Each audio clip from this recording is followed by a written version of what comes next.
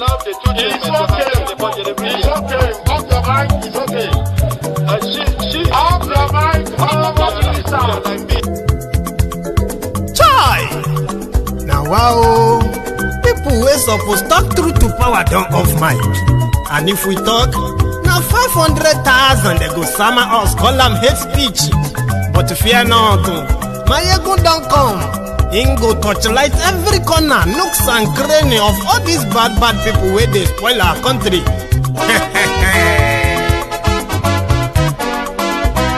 So my people make we loud, oh yo yo. Mayegun don come, oh yo yo. My people make we shout, oh yo yo. Mayegun don come, oh yo yo. Mayegun don come, man of the masses, oh yo yo. Mayegun don come, oh yo yo. Mayegun diary politico, oh yo yo. Mayegun don come, oh yo yo. This one na dey off in mind, oh yo yo. Mayegun don come, oh yo yo. Can he dey touchlight every corner, oh yo yo. Mayegun don come, oh yo yo. Okay, some people be dey holla say dem want the power. Chai, dem be promise us say we go get light and power. Dem hustle sote they can't get the power. But now they know they do anything with the power. Every day, dollar just they get the higher power over naira. Still them talk say make we off mind. But thank God say Mayegun don come. So my people make you loud, oh yo yo. Mayegun don come, oh yo yo. My people make we shout, oh yo yo. Mayegun don come, oh yo yo. Mayegun don come, man of the masses, oh yo yo. Mayegun don come, oh yo yo. Mayegun diary politico, oh yo yo. Mayegun don come, oh yo yo. This one not dey off in mind, oh yo yo. Mayegun don come, oh yo yo. Person wey dey do evil no one make person talk. Them say that Mayegun, that man too dey talk. He too dey talk. Say Mayegun diary, he dey hot like pepper. But every day then they take money in bulk. Poor man pikin dey the street dey hawk. Still them talk say make we no talk. But thank God say Mayegun don come. So my people make you loud, oh yo yo. Mayegun don come, oh yo yo. My people make you shout, oh yo yo. Mayegun don come, oh yo yo. Mayegun don come, man of the masses, oh yo yo. Mayegun don come, oh yo yo.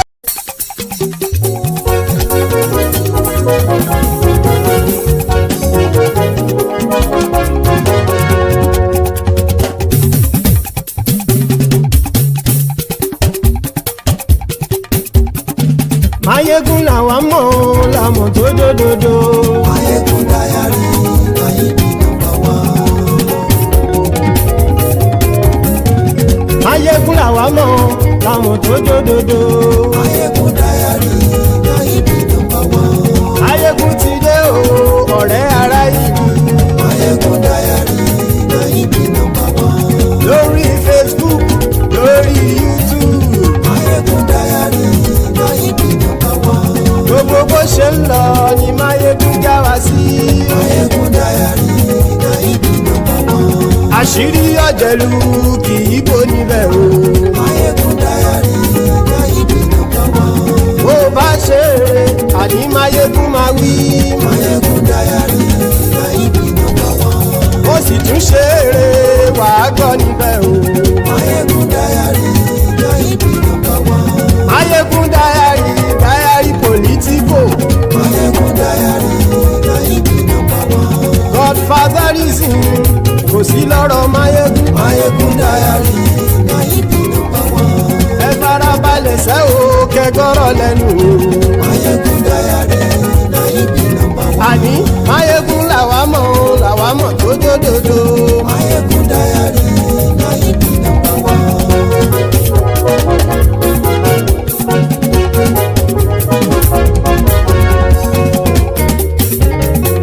Àní ẹ̀sùn ràkì. Mayegun ti dé. Mayegun ti dé. Ọ̀jẹ̀lú ẹ̀sùn ràkì. Mayegun ti dé. Àní ẹ̀sùn ràkì. Mayegun ti dé. Lórí Facebook. Mayegun ti dé. Àní ẹ̀sùn ràkì. Mayegun ti dé. Lórí YouTube. Mayegun ti dé. Àní ẹ̀sùn ràkì. bàbá má gbé wúrẹ́. Máyégún máa wí.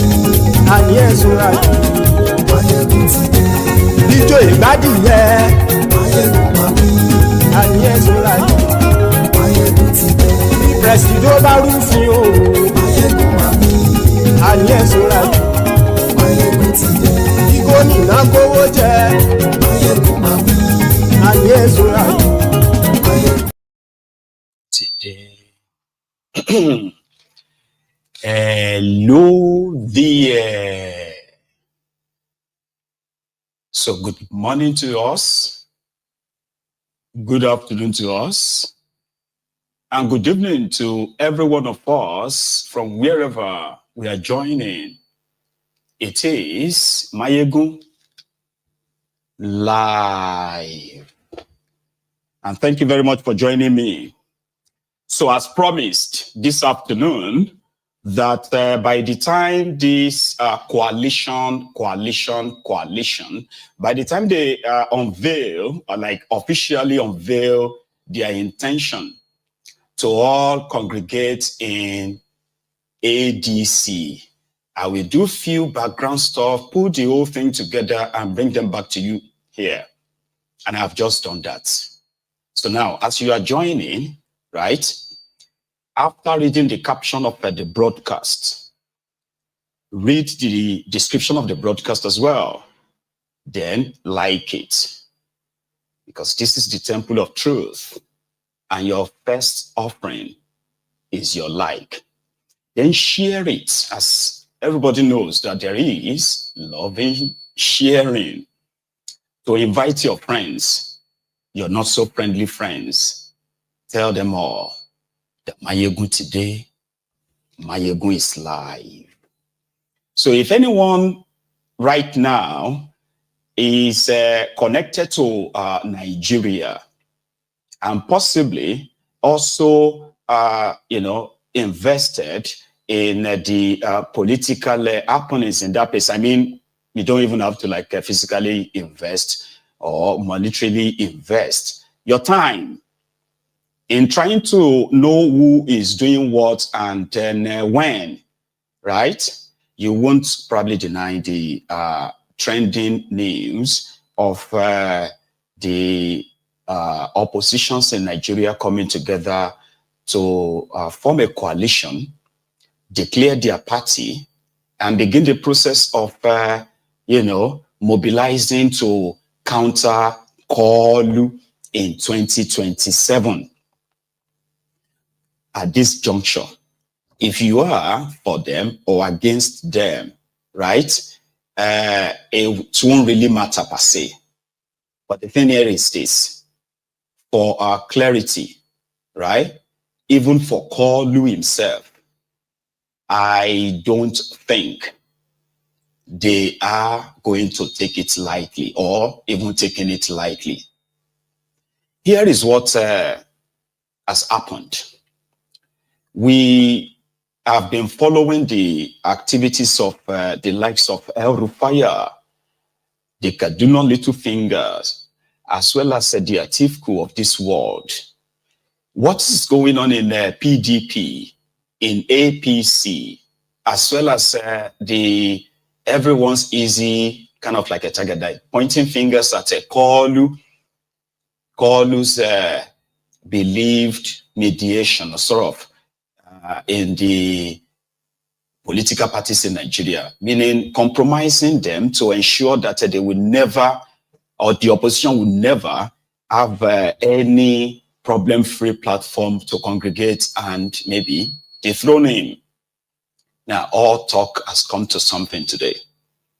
Before now, by the way, there were those who were not sure who and who is coming together. For the obedient, some of them are not really against the coalition, while some are publicly against it with their reasons. The Atiku, the Lamidos, David Marks, and who else is there from the PDP, right? To them, Wike has actually done so much damages, enough that PDP would have no wing or wings to fly in challenging Tinubu in 2027. So therefore, yesterday they came out and said they will be working with the coalition, while some of them will remain in PDP. Remember that it is the same PDP that Tinubu and his own gang have been emptying into APC. Whereas from those who are also like the champion of their coalition, like the El Rufai, Malamu, and others, to them, they will be joining the coalition as being, a sort of a faction from APC. The kind of sort of like acknowledgement that Tinubu and his gang would love to debunk. They call them inconsequential in the scheme of things, just internally displaced politicians. That's what Koolu called them. However, they themselves bragged that physically some will join, like you've seen today, or you will see in these videos, right? They also believe that there are others who are going to remain inside the APC to wreak the havoc from within. So normally, even the smartest political strategists will know that if these succeed, if they form their coalition and what have you, the way they are pushing, it is not going to really be business as usual. But there are those who strongly believe that forget coalition, Kenny. Tinubu will still have his way in it all, right? Let's deal with the available info and all the characters involved. First, let us start from the people who attended their, their first coalition meeting. At first, David Mark, who happened to be one of the foundational members of PDP, sent his resignation from the party after 27 years, he said, and he will be joining their national coalition movement. So he is appointed the chairman, pro tempore chairman. That means interim. So here is what they have done. Just so that we really cover this as it should, right? When they talk about their coalition, sort of like, started gaining momentum, after it is believed that they've spoken to themselves, like it is time for them to probably take power back from Tinubu. So the ground move included raising false flags, like giving a sort of like a wrong signal that they will be going this way. Meanwhile, they are planning to be this way. Should they take over a new party? I'm sorry, should they take over an existing party, or should they kind of like establish their own new party? So it was concluded that they will be going for an existing party. So initially it was believed to be SDP, as El Rufai has made everyone to sort of believe. Then recently they said they wanted to register ADA. Meanwhile, it is believed that since January this year, they've actually had a deal with the national executives of SDP, in which it was agreed that if they can convince other people, other members of their coalition, right, they to come and join or make the party, the coalition, they will resign. And that's exactly what happened, as it is demonstrated in their unveiling today. The existing executive of their party, ADC, resigned. And that is not just the national, all the states chapter, all their local government chapter. It was like they agreed to give their party to the coalition team. So everything is to be started afresh. David Marquis appointed their chairman, acting. Aregbesola Baba Kabiru is appointed the secretary. Now, Aregbesola Baba Kabiru, a very strong political ally of Tinubu, one of those that continue to give people concern that this coalition may be a joke. Is this real? Would Aregbesola join others, as it is currently being kind of like in helping to get rid of Tinubu and APC in all? Well, leave that with a question mark.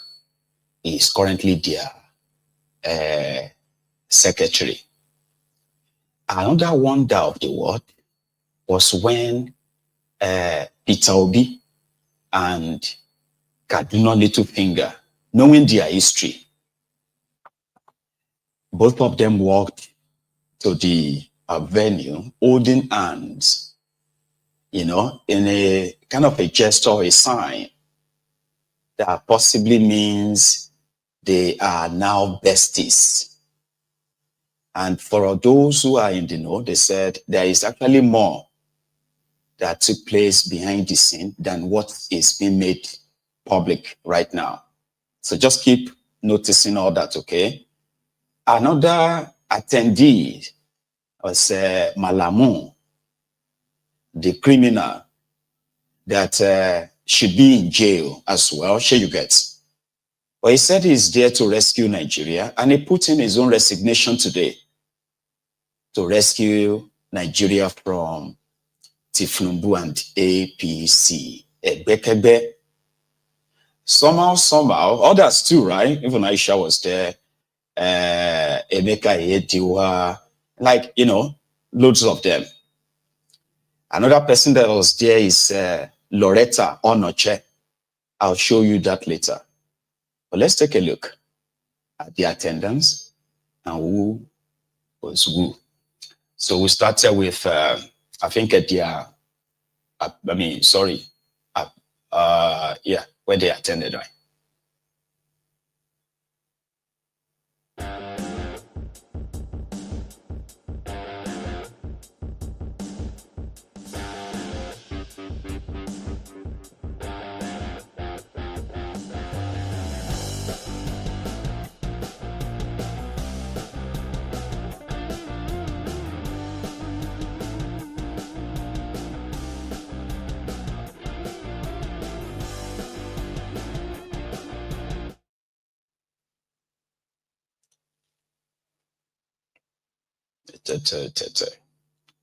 Then to the venue, go. Let's start with this.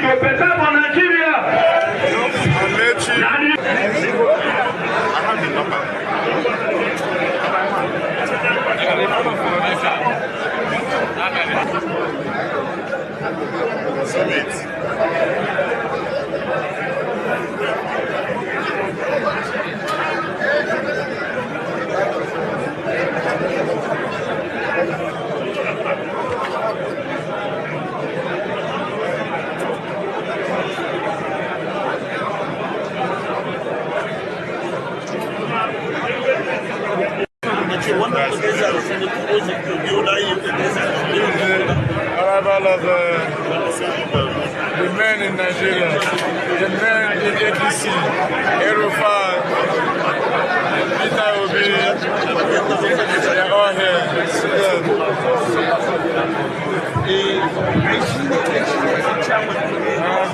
Peter Obi, Mr. Nasir Rufai.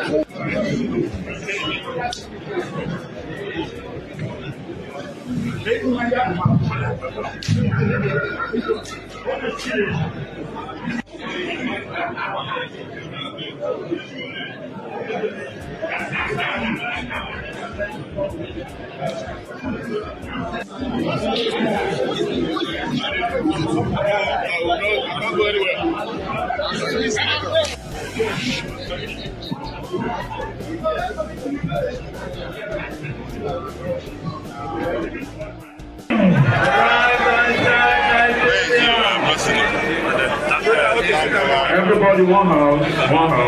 Sit as the king you are. Get a seat and sit down as the king you are. Everyone.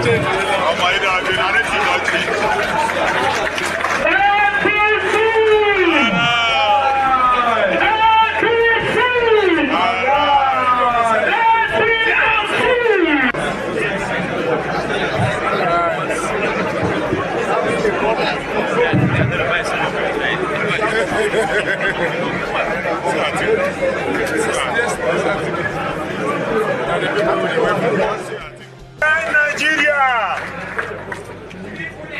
We have National Treasurer Elder Calvin Alaba. Hello? ADC. Too much feeling for Nigeria now. With ADC, feeling on the day again. Too much poverty for Nigeria. With ADC, poverty on the day again. Let me say it.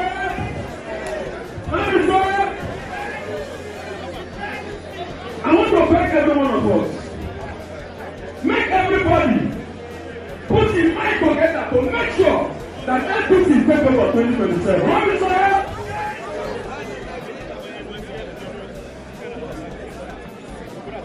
Lamido black people all the way from Bayelsa State. When I came in from Dubai yesterday, I said let me come to the occasion today. Because of the love I have for the new party and the new coalition. That's all. And what we are going now is listen to me, as we will sing this song.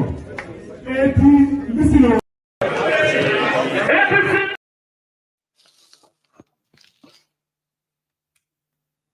So that was them. I mean, there is even, I think I have a short clip where the supposed executives of ADC, the party that they are now adopting,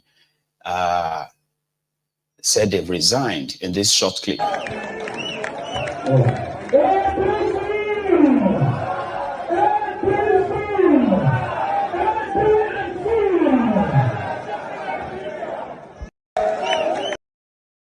Yeah, it was that endorsement of, yeah, by voice.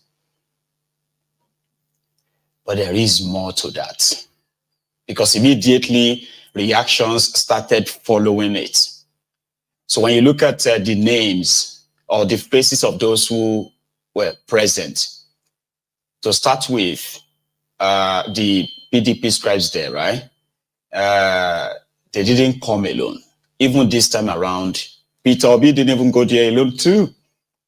Peter Obi was there with all the remaining Labour Party senators, Labour Party House of Rep members, and some of the members of the obedient movement were there in that same coalition meeting.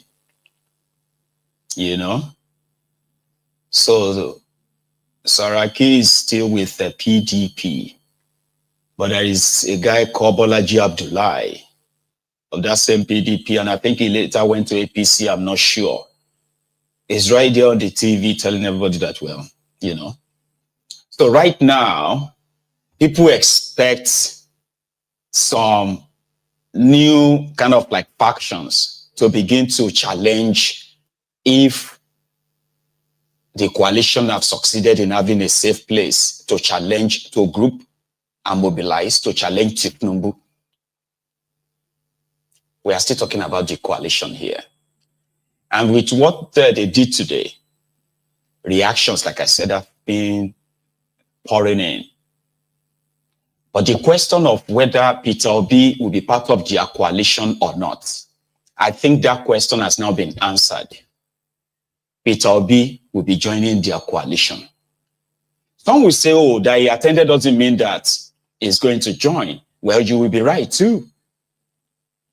But I mean, the question of if he's been part of their coalition talk or not, and with what they did today, right, it is now kind of like answered. So if he wakes up tomorrow and decided that, okay, you know what? No, I'm not going. I'm not going to join the coalition, even though we attended the unveiling of because joining the coalition right now, at this point, it's not going to be called coalition. They will be called ADC. Everybody will have to join ADC in order for them to now kind of prepare. So in this case, it won't be like the 2023 to start with. Peter Obi is not just the only person who is going to be part of any coalition now. He is now bringing something to the table. And as it stands so far, he seemed to be the one with, elected officials with him. Anyway, like I said, reactions have been pouring in already. Dumebi Kachiku, I don't know if I pronounced that right, but Dumebi, the presidential candidate of the ADC in 2023, he has already called a press conference. He is already on TV rejecting this takeover also. And according to him, there are other executive members of ADC. So if you have any projection that some people may rise up and say they are, you get what I mean now? Well, you may be right. But again, this is also the very beginning. But as it is the very beginning, we should also capture the reactions that has followed so far. Let's start with Bolaji Abdullahi. I think the guy who is kind of being projected to be their spokesperson, right, in the coming days, after the announcement of David Mark, as well as Aregbesola Baba Kabiru. All right? But hang on, I haven't shown you where they actually crowned David Mark and others, right? Have I? Let's take that. Still in the hall.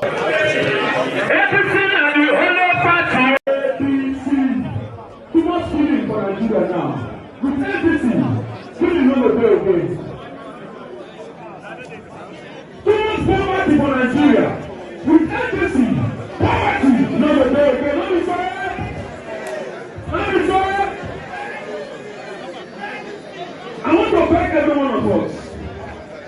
Make everybody put in mind together to make sure that ADC take over 2027. What is that?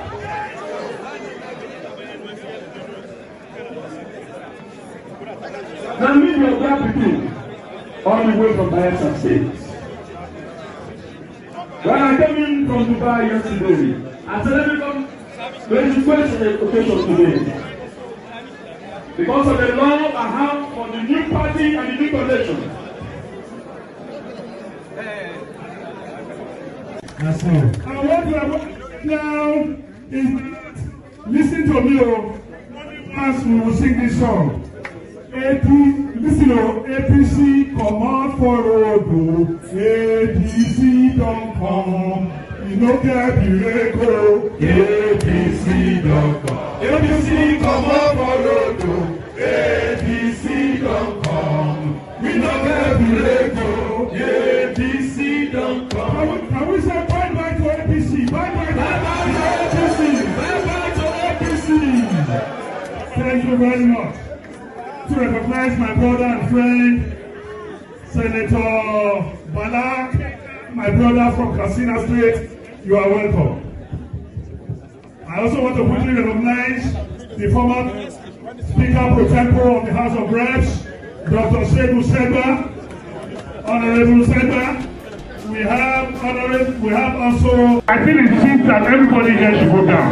Please, from you, everybody, please. It doesn't matter. Everybody, please.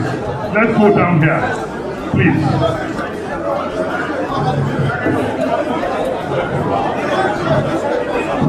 Please. All the security officers on the stage, please excuse us. Police, Navy, Army, Air Force, and everybody down. No security, please, on the stage. Please, all security men. My brother, you will move. Officer, you will move, please. Please. Can we move, please?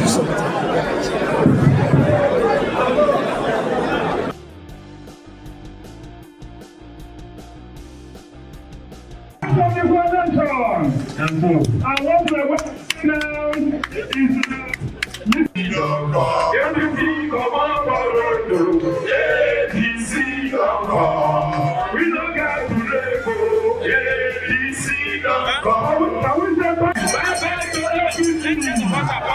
thank you very much.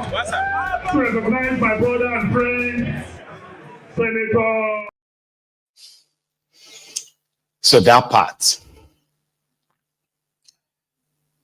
Otti happened to be one of those who have also reacted. But we'll be taking these reactions one after the other. But the first, let's have a throwback of the secretary of this ADC, the acting or interim secretary. Aregbesola Baba Kabiru, few years back, not too long ago.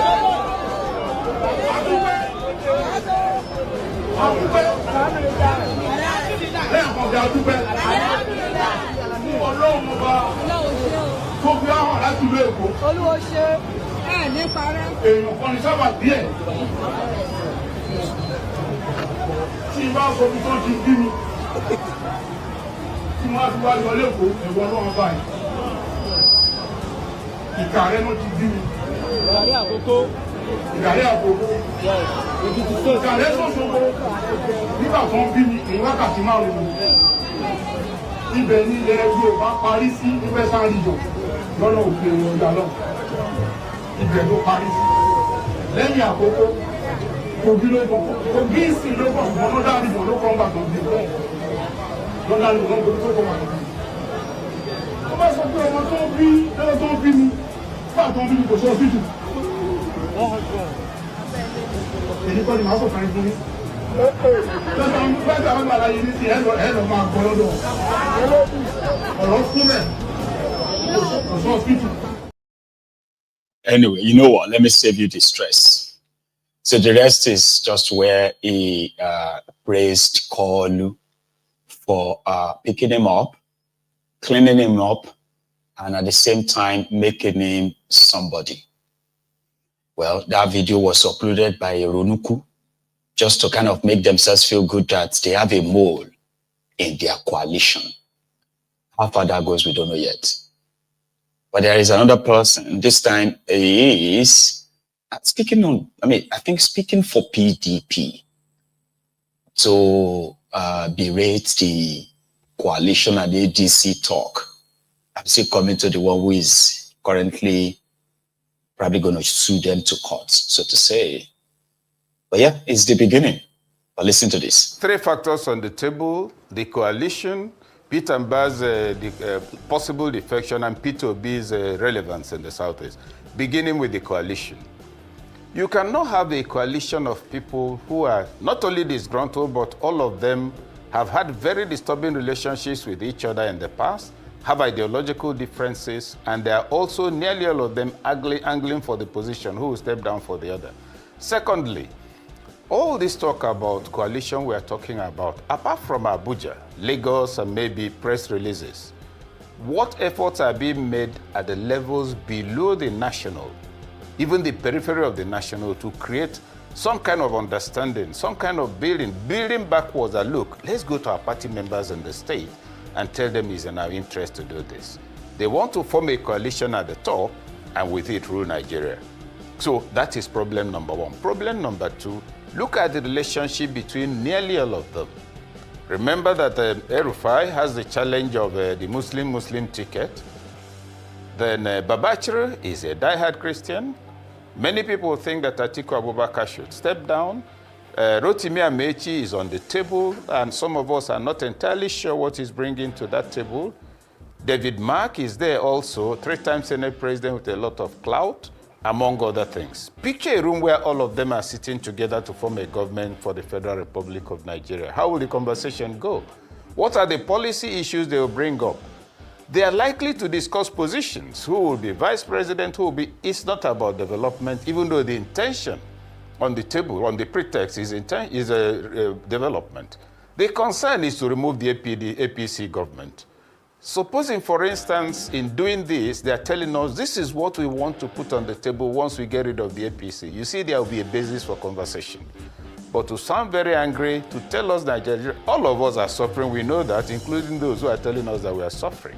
What do you intend to do about it? What are the alternative policies? What strategies are in place? The parties in which you are today, are they doing well? Is there internal democracy in those parties? The states where your party is governing today, are they doing well? Are the governors exceptional? When you consider all of these, then that's why I look at the whole coalition talk with a lot of pessimism. For simple reason that whereas it will be wonderful for them to displace the APC and replace the APC by some or whatever name they choose to call the party, the question I ask myself is, are they really preparing to do that? There's a difference between engagement and strategic engagement. You want to deal with the rain and a leaking roof, and you bring only buckets. You're not thinking of replacing the roof. They are not being strategic, and the profile of the individuals involved presents a double-barrel negative challenge for all of them.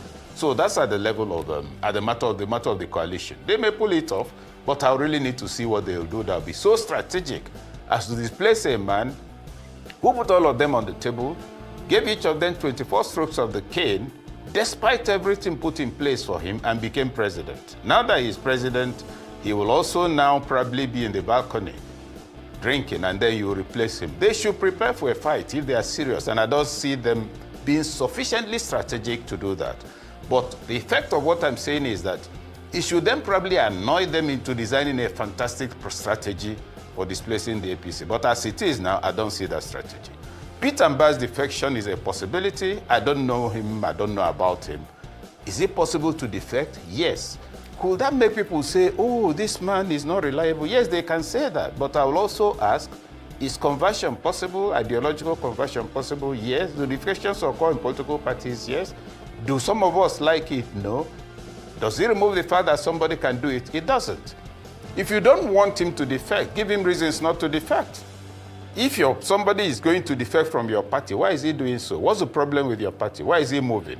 If you can't prevent him, first of all, admit your own shortcomings that are making people vacate your own address. The third point was the P2B factor. Yes, P2B is very popular in the Southeast, not only in the Southeast, but all over the Federation. The obedient movement is strong and powerful and even growing stronger, but as I keep telling the movement, or whatever it is called, there are no polling booths on the internet. There's no polling booth on Facebook or Instagram. Polling booths are in specific local locations and they have to be manned by party agents. That's fact number one. Fact number two, is the Labour Party or the Obedience or both of them together, are they building any kind of cohesion such that there's a progressive development of ideological purity, group cohesion, meetings and encounters leading to the development of structures at the ground level? I'm not seeing it. Finally, on the P2B factor or matter, Obedience have argued convincingly and correctly that, look, we've proven a lot of people wrong. They say that without structure, you cannot win elections in Nigeria. But without structures, see all the votes we got in Lagos, see all the votes we got in all over the country. Fantastic. But I ask you this. There's an Igbo saying that the person who uses a mouse trap sets a mouse trap in order to catch a chimpanzee. The trap will actually catch the chimpanzee. But you know the problem? The hunter will neither come home with his trap nor the meat of a chimpanzee. You got all the votes, no question about that. You won Lagos, I believe you. Did those votes come into your pocket? No. Why? If you know the answer to that question, are you doing anything about it? So it's okay to announce that Peter was... Oh, look, they are just wasting the time they need to prepare for the next election in speech making, in self-adulation, and in what you might call conversations that are not going further down. They are wasting the potential and possibilities of that movement. And also, I'd like to comment briefly, if you recall in the last election, look, Labour Party is correct in saying we know they give shishi. But I'll ask that party to make a distinction between mandatory expenses and discretionary expenses. If you send me to go to the market and buy you groundnut, and give me the money for the groundnut, but no money for transport, you say, oh, I'm a volunteer, I love you, but I may get tired on the way. And the danger is that your enemy may give me a ride, and I'll say, wait, why am I even suffering all of this? They have to recalibrate the conception of I know they give shishi to mean we will not bribe or spend money to subvert the process, but we'll deal with necessary costs for those who will work for us. I've had to run a program. You know, the program was a youth program, and it was even in his state. The youth, we had so many volunteers. I said on the budget, the ushers are going to be paid 5,000 per day. Somebody pointed out that, you know, they are volunteers. I said, fantastic. All of us can pay our bills. These are young boys and girls with no real means of income. What will it cost us? Let them know the value. The reason is that when you pay them for the cost of moving around, you'll be able to separate those who are greedy from those who want to work. But when you force everybody to pretend to be nice, oh, I don't eat. Meanwhile, he's carrying a spoon in his pocket, watching out for any stray plate that nobody is watching so that he grab a few grains. That is the part of the problem of that party and that group and that movement. It is good to be organized. It is even now, there's no narrative anymore. That conversation must migrate the personality of P2B out of conversation into the ideals that a government run by him will represent. That's number one. Number two, they must develop legs on the ground. Number three, and most critically, they must structure their funding clearly and tie it to specific things that enable parties to develop. It's not whenever there's anything to be done, you begin to find out, oh, this person will have to buy the ticket for him, so remove him from the list of those who are traveling. As long as they go on like this, they will also contest, in 2027, no, they will participate, but they will not contest. That's in the element of the obedient movement, Peter himself, and the rest of it. They are not preparing to displace APC because you're talking about a party that used fantastic strategy as opposition, demarketed the PDP comprehensively, demarketed Jonathan comprehensively, sometimes without data, claiming, oh, once we come in, we'll have $1 to $1. Successfully did that. He came to the primaries, contrary to everybody's expectation. Tinubu got the ticket. He came to the election. Oh, so he's a walkover. How can he? He has lost. He won the election, no matter the means. People are still seething with anger about the method, but the truth of the matter is that if you're going to displace or take on such a person, prepare for the fight. If you want to go into boxing or wrestling, prepare for wrestling. Don't go and prepare with wrestling skills for boxing. Then when they defeat you, say, oh, the man was too violent. Are you not the one who said you want to fight? So I think this delusional element of hoping that applause from the people will give you the presidency, it will not. 3 factors. No. He started very well, but he ended it very poorly. He's practically just trying to talk more about yet to be proven obedient structure. On the one hand, he is there to also point out the ambition of the individuals involved in their coalition. So he missed the entire point, the way he ended it. But it made a lot of sense too. Let's give that to him. Being able to put out, because number one, these guys continue to say they are not even talking about whose ambition or whose, and in fact, they have reached a sort of like a compromise that they would be willing to drop their own personal ambitions. So just to make their coalition work and also get rid of Tinubu. Peter Obi himself came and said he's not desperate. I mean, if the offer on the table there to actually be one force is for him to run for just one term, he will take it. He's willing to do that. Now, all this talk can be referred to as political talk. I agree. But you can also base your own assessment on what hearsay, like just what you imagine or what you assume, ignoring what has been said. Now, you need to trash what has been said first with something probably stronger, like a stronger argument that says, oh, they said this, but this is, you know what I mean? It's not doing any of that. But critically assessing, every group and their weak point quite works well. So nobody should, in fact, it is a reverse psychology for anybody to continue to say social media don't win election whenever they are addressing the obedient. It is actually insulting. Let's be honest. They said it is because of experience, lack of adequate resources or enough resources made it easier for Tinubu to run roughshod on the back of the system, and he's their president today. Now, you can say that and say, well, based on what has happened, nobody should no elderly person should look at them and say, polling booth is not, polling unit or voter, polling ballot box is not on social media. Like, who are you talking to?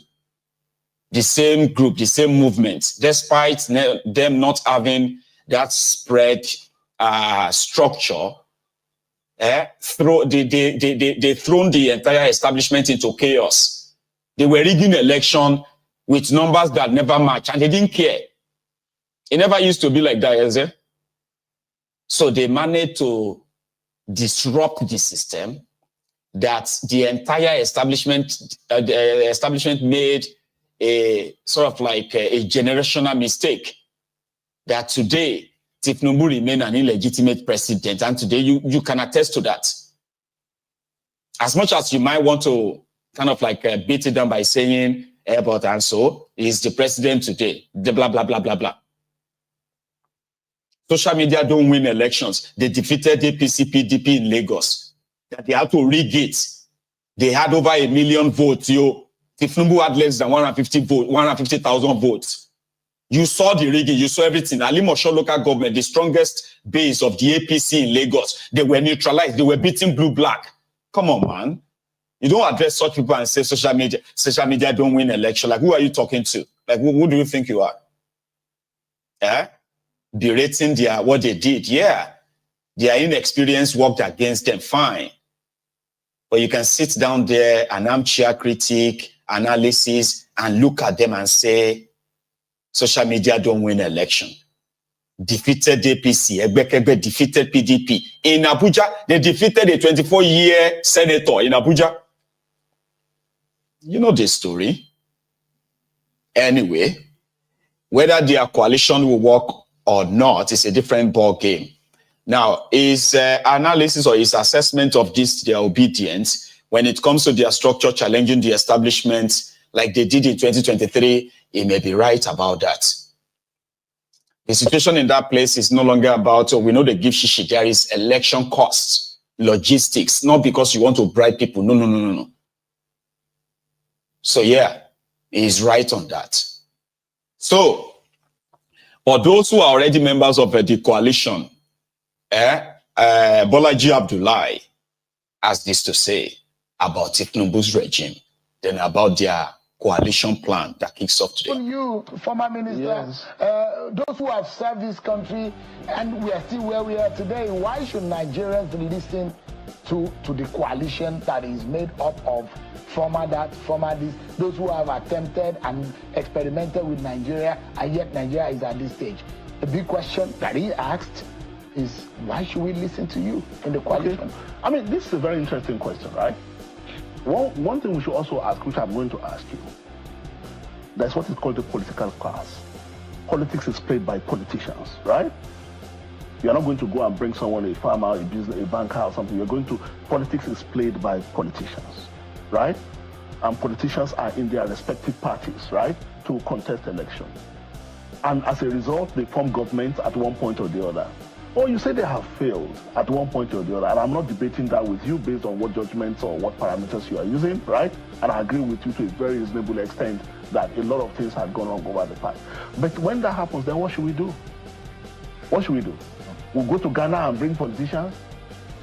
Or we'll go and manufacture another set of politicians from Saudi Arabia? So that's the question, that those who could not be part of this government, by way of them thinking that they've been left out, are angry because all they know has been government. No. And now they are playing politics of opposition because they feel sidetracked or sidelined. No, I think you are wrong. I mean, He's wrong. I listened to him and I tried to Google him. I couldn't see much. I don't know what he has done before. He ran for election. I mean, that's the only thing I saw about him. I Googled him. I couldn't see anything I could hold on to. I saw his age. I'm only like 6 months older than him. So why is he here forming youth? I'm 56, right?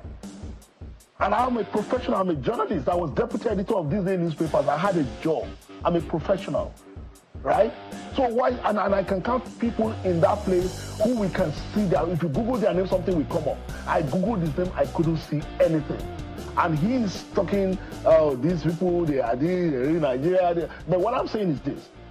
If politicians have done things in the past and they have failed, right? Unfortunately, we can only go back to politicians. And we can only invite Nigerians, right? But what we are saying to ourselves is this. Even the most consummate, what you need to do is to build a system that ensures that everybody complies. Now, if you build a system that ensures that everybody plays by the rule, if you build a political party that is capable of disciplining its own members, right? There was no time in this country where you don't have politicians misbehaving one way or the other. But when political parties are not able to discipline their own representatives, let me tell you what's happening now. An individual gets elected on the platform of a political party. Maybe he becomes a governor on the platform of a political party. Then he funds the party.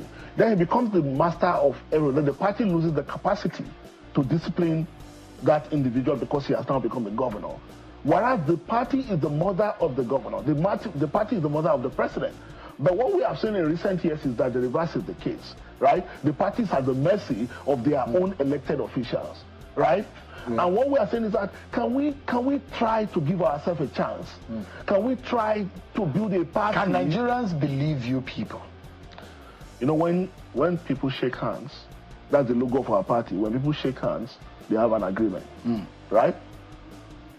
We say we want to try to give Nigeria an alternative. God forbid we arrive at 2027 and there's no alternative. That is one.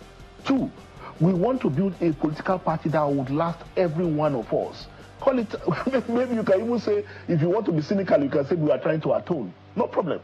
Then we say we are trying to be a party of rules. And if you listen to our chairman today, he said a party where everyone will be equal, where members will be supreme, right? That is why some of us are there. Right? So we should jettison the renewed hope agenda and do what? We should renew and another hope. Well, I don't know if you want to, what you are doing with hope. We've not said hope. Hope is not the... Because hope is a standard gauge of political engagement. But look at where the hope has led you now. In 2 years, hope has become hopelessness. You know? I mean, look at the parameters. Right. Look at the parameters. You know how people are dying every day in this country because people are entering their house and shooting them, and government is doing merry like Christmas. You won't need a car to travel.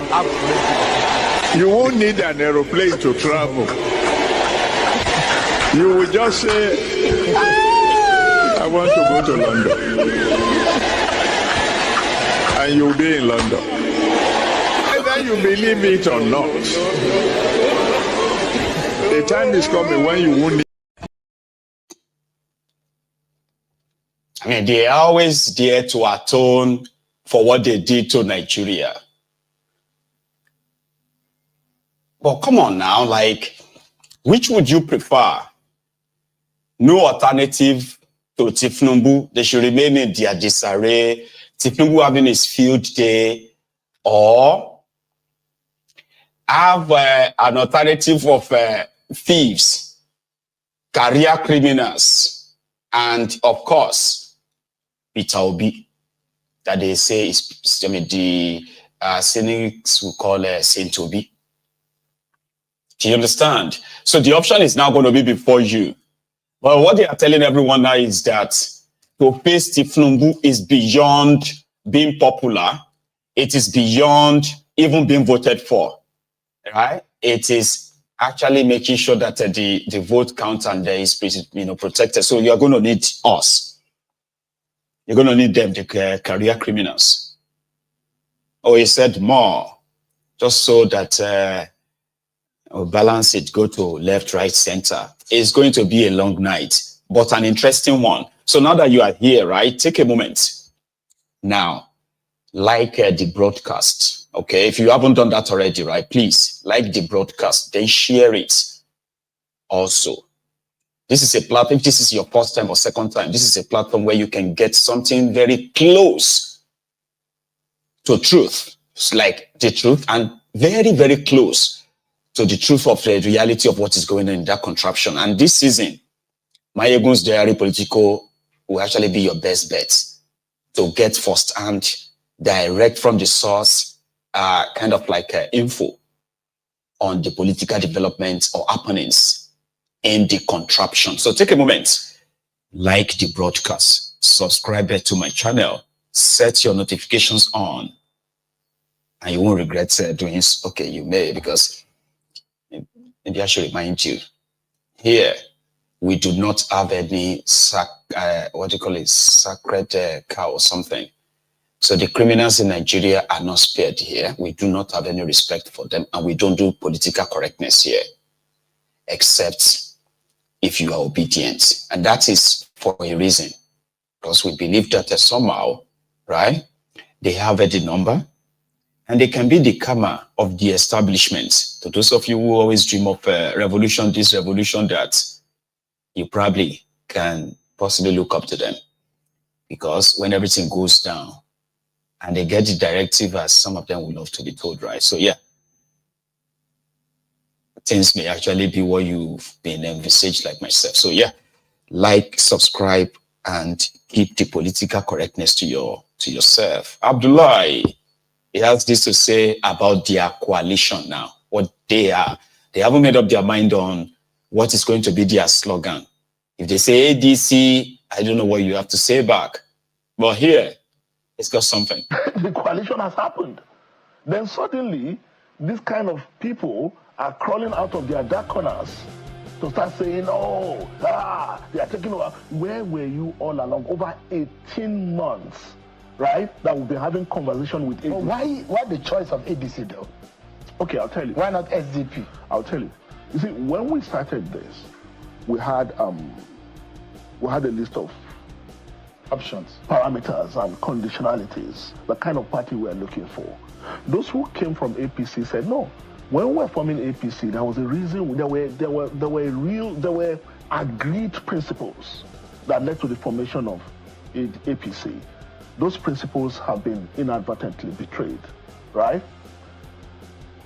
Those coming from PDP said, no, we know what PDP stood for. We know what PDP used to be as a political party, a behemoth of a party, right? A Noah's Ark that contained all kinds of human beings, right? But look at what PDP has become today. Those coming from Labour said, this is where we got it wrong, right? Well, so everybody is saying we're unanimous to say, look, if we are going forward with this, we must have a set of agreed principles. And any party we are engaging with must meet those terms and those conditions that will allow us to reorganize and restructure the party in line with the vision that we have, right? So, and what is that vision? You know, I heard a story that the president of South Africa, Cyril Ramaphosa, you know, someone said, oh, why was he not in the US for Trump's inauguration? And he said, the ANC had a meeting. Woe betides you that if the ANC has a meeting and you are going anywhere as a party member, not talk of as a president.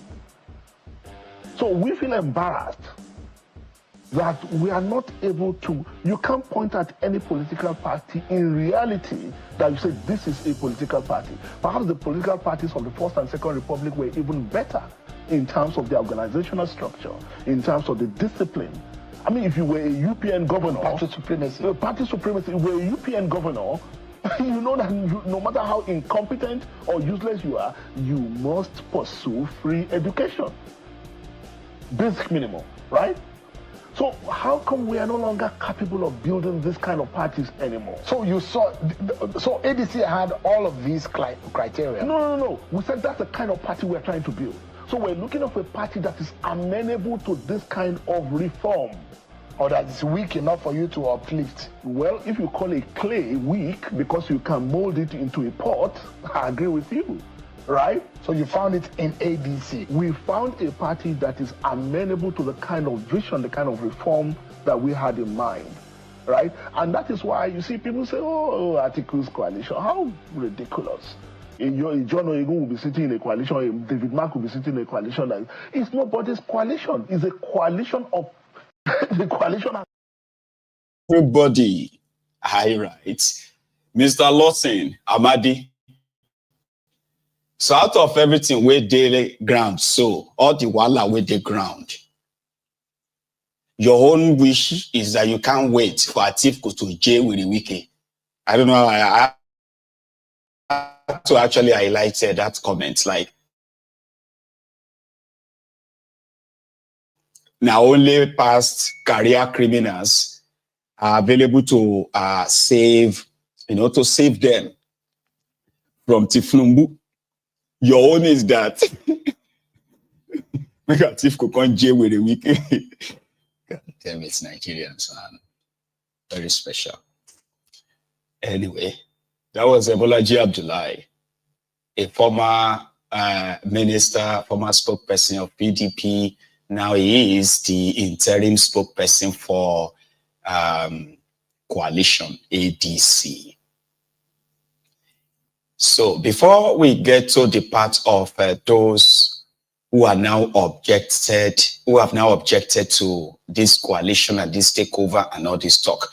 So presently we can now establish that the remnants of APC, the remnants of PDP, the remnants of Labour Party. What other party is there have been those currently identified, and the majority of the ADC, original ADC.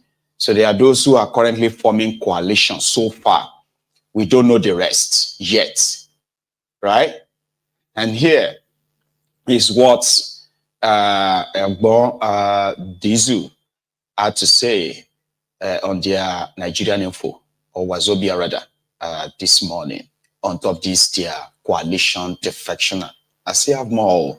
Or more will listen to this. Let me take this story here on page 13 of the Trust Coalition. I'm ready for single-term presidency. Obi. It means he's been talking to some people and he has been offered that. It means he's been talking to some powerful people in the north and he has been offered that. Remember, imagine yourself being from one of the power brokers in the north, a group of them, and they say, look, what's going to happen? Should we allow this gentleman, that is the president, run his final term because we are sure that after that second term, he has to go? Whether there will be a third-term agenda, I don't know. But my mind tells me that you never know with these things. So to make it, if they do support Obi, they will be thinking that, oh, there is a possibility that if he wins, he will go for another 8 years, which will keep them in the wilderness again. So I think to make, and Obi is in a hurry to get this job done before he's 70. He has hinted at that. So I think that Obi has been talking to some people and he'll be saying that, look, I just want to do 4 years so that I can lay the foundation for good governance in his own mind. But these things are not covered by the Constitution. Whatever agreement, sign it, seal it, take it to the bank, take it to anywhere, signed, sealed, and delivered. You cannot tender it in court when that time comes. So the question is, will they trust to be with that promise? Given, we have seen, giving power, a president is a very powerful man. Right. So if after 2 years, he now says that he's going to do a second term, you can cry wolf all you care, but he might just jolly well get away with it. So I think that he's agreeing with certain persons on this. And, well, that's the way it goes. So, he was talking about the Peter Obi's answer, which has now been taken as his position.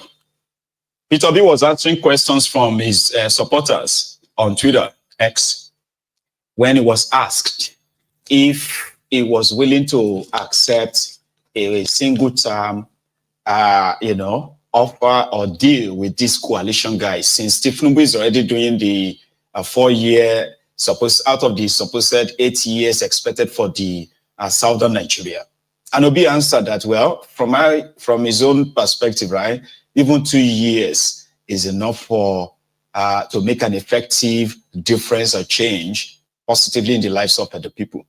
And that has now been taken as, I am willing to serve for 1 term, literally. Now, let's put that aside. There is Edumebi Kachiku, who happened to be the presidential candidate of this ADC. Now, presidential candidate of a party is now rejecting the coalition by saying that, the crew, well, is right on the side. He said the crew of this former, that are enemies of Nigeria, regrouping to claim to want to save us.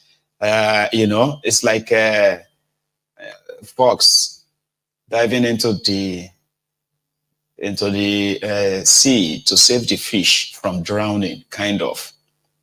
He has now released a press statement warning everyone who is part of this coalition using the ADC to desist, or it will start, or it will begin a legal, challenge. That means he's going to be the first to take them to court, and the wahala of leadership may just start before the party can even celebrate their naming ceremony, kind of. Here is Dumebi at a press conference earlier today. Dear ADC family and fellow Nigerians, it's with the greatest amusement that I watch the former Vice President Atiku led group announce their takeover of the national leadership of the African Democratic Congress. As is expected, I have been inundated with a lot of calls and messages seeking my reaction to the unfolding dramedy. The facts of the matter are as follows. The Atiku-led group are in some form of alliance with the former leadership of the party led by Ralph Nwosu. The tenure of the Nwosu-led executive lapsed on August 21st, 2022, and his continued parade of himself as the chairman of the party was and is the subject of various litigations in different courts across the country. From the foregoing, I want to then pose the following questions. Can you build something on nothing? Can you shave a man's hair in his absence? Can you enter a man's house through the back door and declare yourself the landlord? These yesterday's men who represent a bad chapter in Nigeria's past have bought bad markets from a man who represents a bad chapter in ADC's past.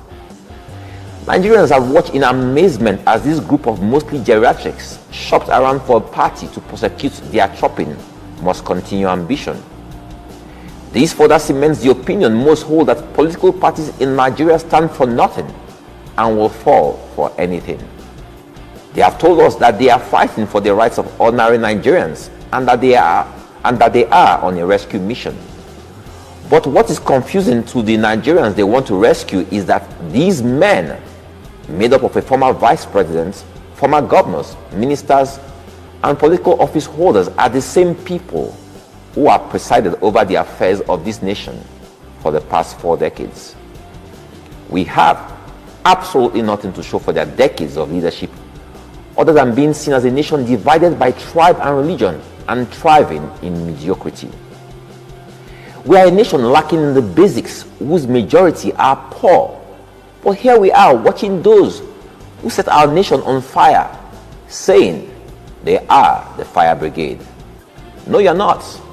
You are a bunch of greedy and selfish old men who believe that political power is your best right. You stand for nothing other than your interest and will pay any price to hold political office. Nigerians are tired of your generation and reject everything you have to offer, which is nothing. Nigerians yearn for new names, new faces, fresh ideas, and progressive ideals. We yearn for a new Nigeria that thrives on meritocracy and de-emphasizes tribe and religion. We dream of a nation that works for all Nigerians, irrespective of region or religion. We want a nation whose laws and opportunities are equal to all men. We desire inclusiveness for all and social protections for the weak amongst us. Nigerians have never asked for much other than a leadership that truly cares. You have failed us and stand rejected by us. If you seek to be a part of the ADC, do the proper thing and come through the front door. We are a party of decent and well-behaved people. Our brand of opposition is one that not only opposes but proposes, something your group is not conversant with. I strongly suspect that you will be shopping for another party very soon. And as you do that, we, the members of the African Democratic Congress, wish you bon voyage.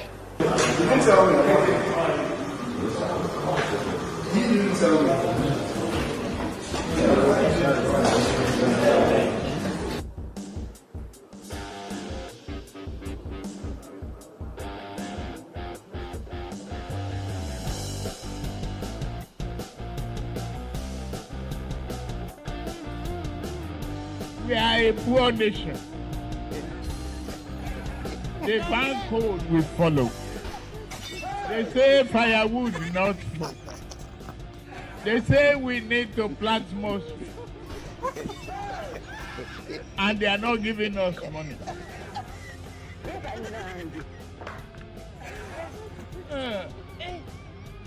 We need to open our eyes, shine it, and tell the West.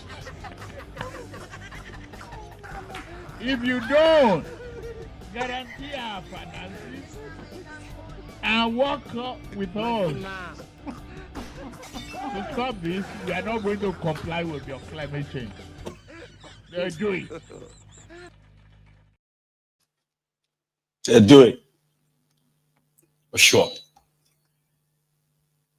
Maybe Kashiku has used that place to kind of present himself as a very much viable partner that Koolu can use.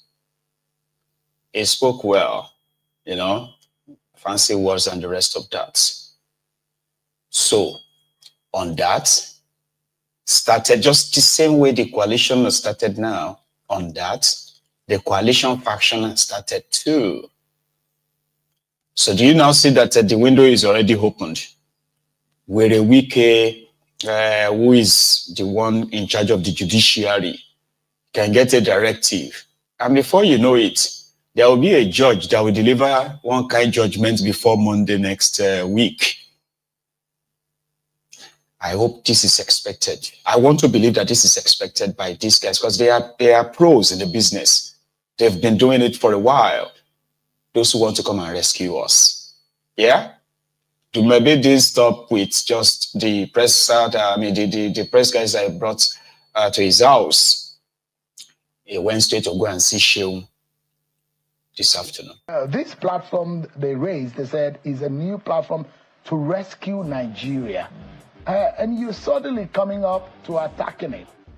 Are you an enemy of Nigeria as they proclaim you to be today? They are enemies of Nigeria. They are enemies of progress. Nigerians can no longer be fooled. Nigerians from all walks of life will watch the videos. I just saw the clip today. And in that hall, what you saw were former this, former that, former this, former that, former this, a former vice president, former governors, former ministers, all former this, former that, and all taking Nigeria to former glory. They never take Nigeria forward. The same people who have ruled Nigeria for the last 4 decades, where are we as a country? A nation where 80% of our population are poor.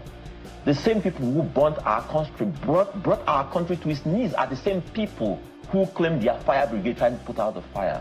The population of Nigeria, 70% of our population are youths. Where are the youths in that gathering you saw?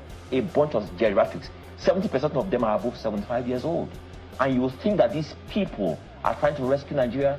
They are political jobbers, political office holders who have no business. What they do from 9 to 5 is sit in their houses, complain about government just for political positions. That's all they do. Are you an APC member? I'm not an APC. It sounds like you're talking for the APC. I am speaking on behalf of ADC, on behalf of Nigerians, on behalf of the masses who are tired of these old people. Who are tired. I weep for Nigeria.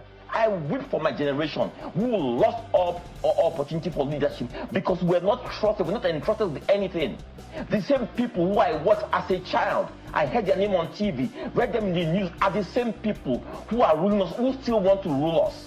You believe that having Asiwaju as president of Nigeria today, and anybody wants to take over from Asiwaju today, it should be still a bunch of old people who destroyed our country? They have nothing to offer, Sheung. We're living in a new age, in a new world. These guys have nothing. They can't even understand the language their kids speak. 70% of the population are under 30 years old, Sheung. And you think it's this bunch of old people who have something to offer them? You think that the myriad issues we face as a people will be solved by these people? When they held office, Sheung, what did they do? What did they do to solve our problem that they want to solve today?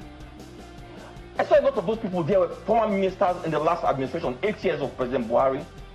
Where did Buhari take this country to? 8 years ago, 8 years they were ruling this country. And today they come and say they are trying to salvage this country, save this country from what? From themselves and from their past misdeeds.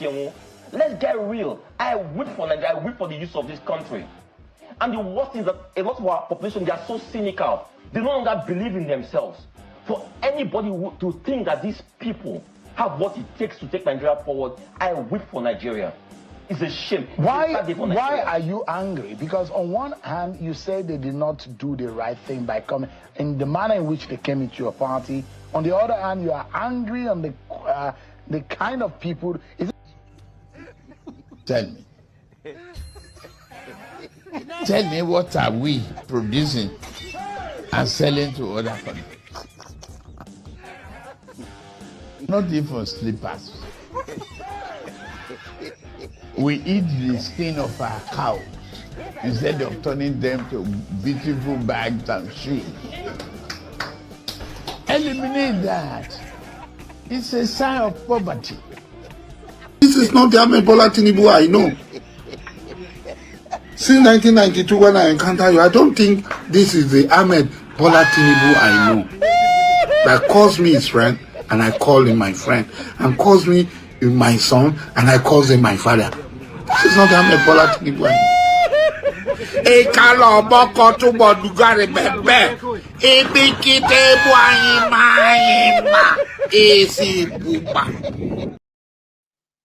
AC Pupa. Dumebi de para, and Dumebi says he will bring down this their coalition. He is angry for two reasons. The first one, he believes that they hijacked the party from them, and that is not going to happen. The second part is that the people that hijack his party, according to him, they are a bunch of old men. Former this, former that, people who are responsible, partly responsible for where Nigeria is today. So the guy is angry. But if you are watching this broadcast, you are likely reading some of the comments saying, to maybe Benny, calm down, Joe. Nigeria is unreal. I did a program yesterday where I said, those of you who always kind of brag that you want to fight for Nigeria, we are fighting for our country. We are fighting for our... I mean, how is the business of fighting for Nigeria? Because you still have to fight Nigerians too. You know? So we're somewhere today at my house. And of course, we're talking partly about this coalition, that.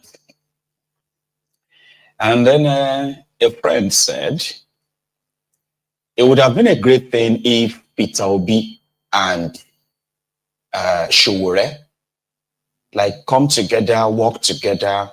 And we said, in this current contraption, Showore doesn't have the electoral value.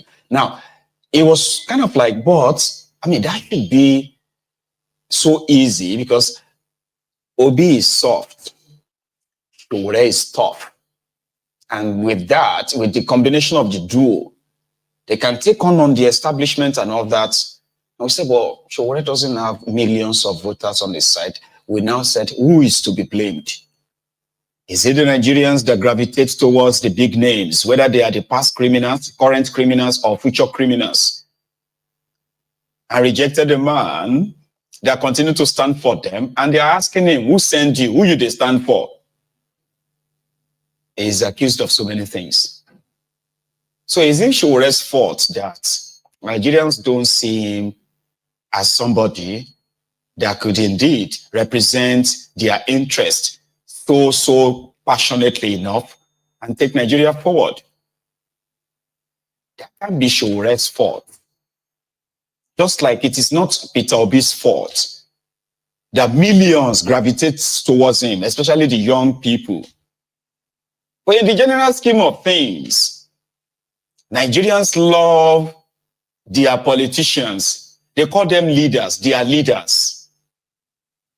I call them crooks and career criminals. So Nigerians love their leaders more than they love their country. They will tell you they love their country. It's not true. So this is the reality. It is not what you want it to be. It is what it is. Now, you should never ignore that factor whenever you are putting together your kind of assessment, analysis, and the rest of that. Right? Tinubu and his gang, they are not like, push about. Dumebi himself understands, I believe, this reality. How this goes, we don't know. But of course, there is an established opposition to the coalition within. Deji is among those who called on Omoyele Sowore to please join the coalition. This is what Deji put out on social media, on Facebook, an open letter to Sowore. Dear Egbon, Yele Sowore, I know you are different and unlike the thieving Nigerian politicians, but please consider joining the coalition, sir. Forget about what people will say about your long-lasting principles and ideological values, etc. Extraordinary circumstances call for extraordinary measures. You will earn the permanent respect and admiration of all Nigerians if you make such a painful sacrifice. Politics is different from morality and activism. It's a game of numbers. Let me also say that even in churches, there are witches and wizards. Everyone already know that you are uncompromising and different, and you have nothing to prove to critics who will never like you anyway because of their support for their preferred candidates. Just consider the idea of joining the coalition, sir. Respect and love always, even if you don't join. That is Omoyele Sowore's lawyer. It's a tough call, isn't it? Again, reactions keeps following this their coalition. Alex Otti says he won't be joining. He remains in Labour Party, so he never attended their coalition meeting with other people that followed Obi there today. He was somewhere else.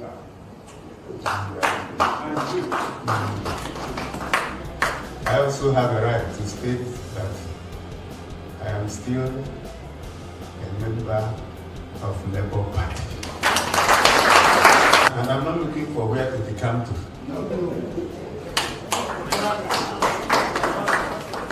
The second point is about coalition. And a lot of people have been asking, oh, are you a member of the coalition? And my response is, have you seen my name? Have you seen me attend any coalition meeting? So we're just busy doing the work that other people have given us. So we're not attending any coalition meeting. I've not attended one. Nobody has invited me. So I know some members of the council have also asked just for information. And my response is that I've not attended any. Nobody has invited me. And I'm happy where I am. Yeah, we had issues. A lot of people had. If you don't have issues, then you are gone, you are dead. So you wake up and there's one problem or the other. You solve the problem. And you don't run away from a problem and pretend to have solved it. So we done. Yeah, when we had our problems, we fought all the way to Supreme Court and retrieved our party from the Supreme Court. So I believe that a few issues that remain will be resolved very soon because the Supreme Court judgment was very, very clear. His Excellency Dr. Alex Otti. I don't read social media anymore. They abuse the hell out of me.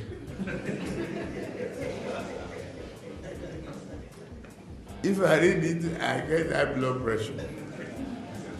I get angry. I don't read it. So, if I want to hear anything, my children or any of my workers will tell me, this one say this one. If I'm tired, I say, please. Forget about it.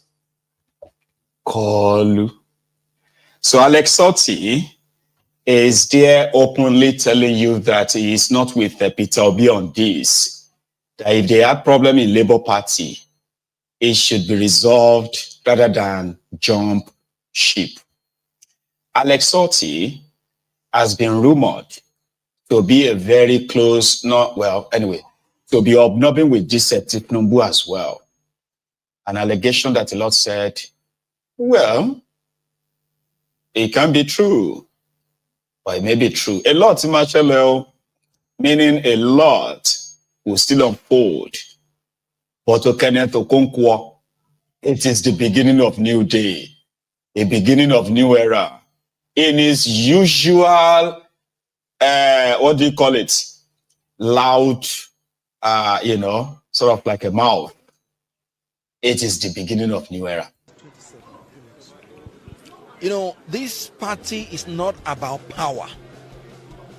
This party is about the welfare of Nigerians. And I can tell you categorically, I told you that before I get into an association or a political party, I take my time. When I left my last political party, it was more than 1 year ago.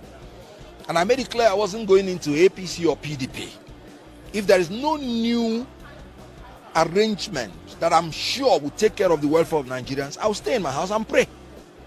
Because that's the only reason I came into politics.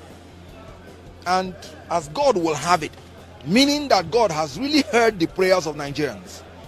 You can see the amalgamation of all political bigwigs from every political party. This is the dawn of a new era in the political history of Nigeria. Let me tell you, ADC, not only that they are mounting it, it is in their constitution. Article 3 that talked about the motto of ADC tells you that their motto is in pursuit of the welfare of our people and the nation. And when you hear Arise and Shine Nigeria, you and I know that this is the time for Nigeria to arise. We have been in darkness of this incompetent and corrupt APC. And this party that is going to be our light will shine the light in this darkness, and darkness will not comprehend it. APC will not understand what hits them. Because when you shine light in darkness, darkness disappears. So this is the party of the light for Nigerians. And we are going to shine that light, and Nigerians will find their way. In the ADC constitution, one of the objectives to create the favorable environment for every Nigerian to contribute to the welfare, peace and prosperity of this country. We are in a good place. And I've always said it. In 2027, it is the people of Nigeria versus APC.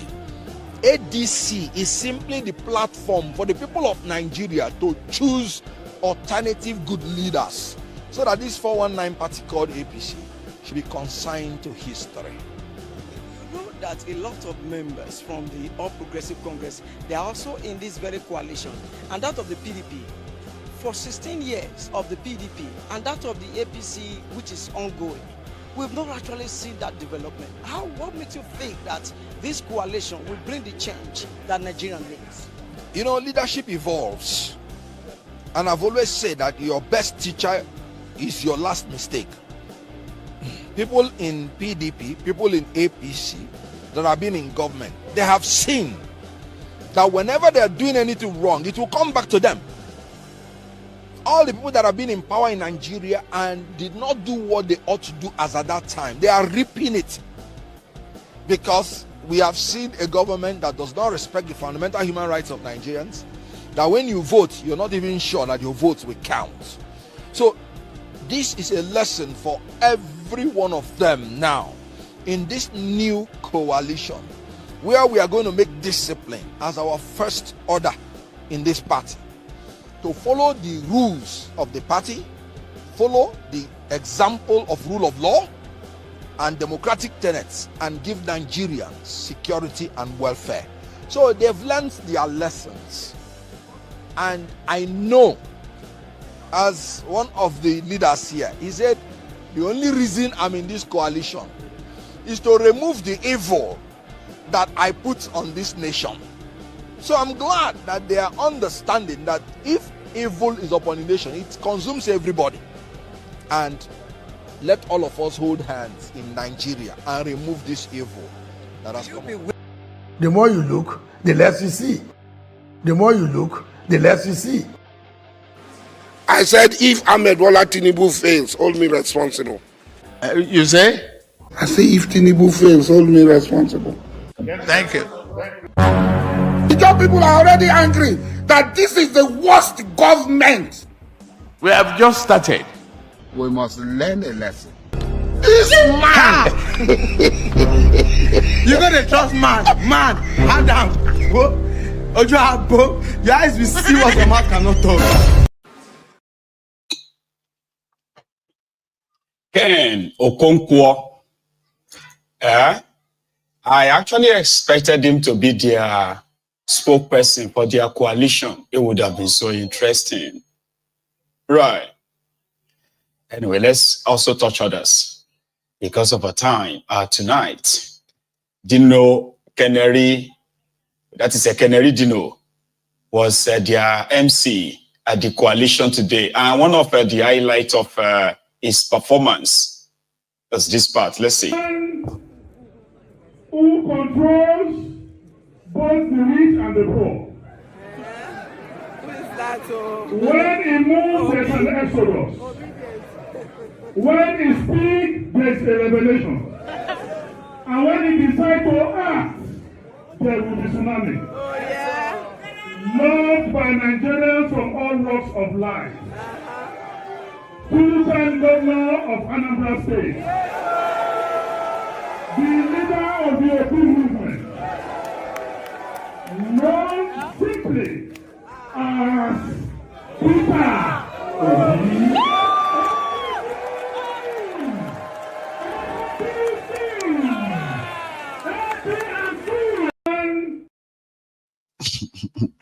Yeah, that's the highlights. Is the star of their gathering. If he wasn't there today, this conversation that you are kind of like seeing everywhere will be totally different. I promise you, it will be different. So right now, it seems that the APC, Aregbe's worst fear, is about to manifest. How they will maneuver that is completely up to them. While they are busy with coalition in Nigeria, Onafunuga, Bekunde Onafunuga, Tinubu special advisor on Twitter, Instagram, TikTok matters, a 78-year-old special advisor to Tinubu. He was there chilling. He sent a video, he posted a video online from St. Lucia. They are showing us the border where all of their consignments will be passing through. A message from St. Lucia, from Bayon of Unuga's bedroom.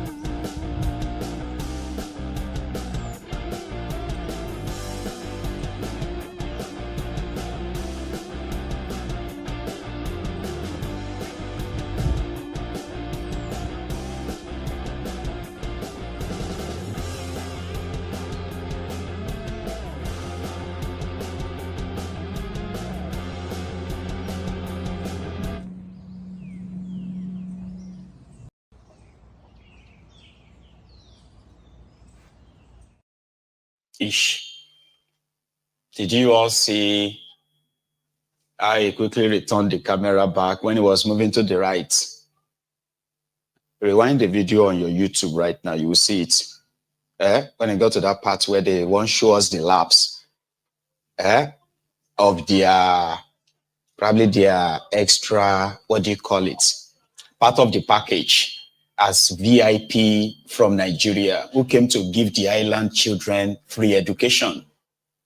Remember, this is the same guys who actually spent $460,000 US when they took them to the United Nations, when Tinubu took them to the United Nations in 2023.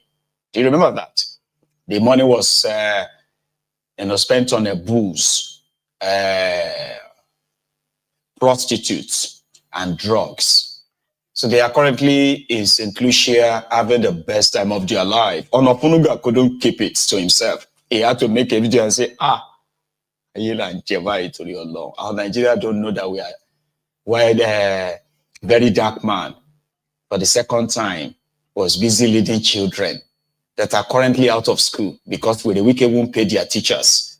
It was busy in Abuja, leading them to the office of the Minister of FCT to beg him to pay their teachers so that these children could go back to school. See the contrast. Your leaders. For how long are we going to keep quiet for? For how long? For how long? Imagine children staying at home for more than 3 months. Do you know how crazy that is? You want to raise gangbangers? We are talking about terrorism in Nigeria. You are keeping our children at home. Children that they can just brainwash and give them a bag of bomb to go and put somewhere. Do you understand? The bad people can take advantage of these kids. This same wicked now that is in charge. Very wicked man. I am hearing that he gave his son land of over $2.something billion.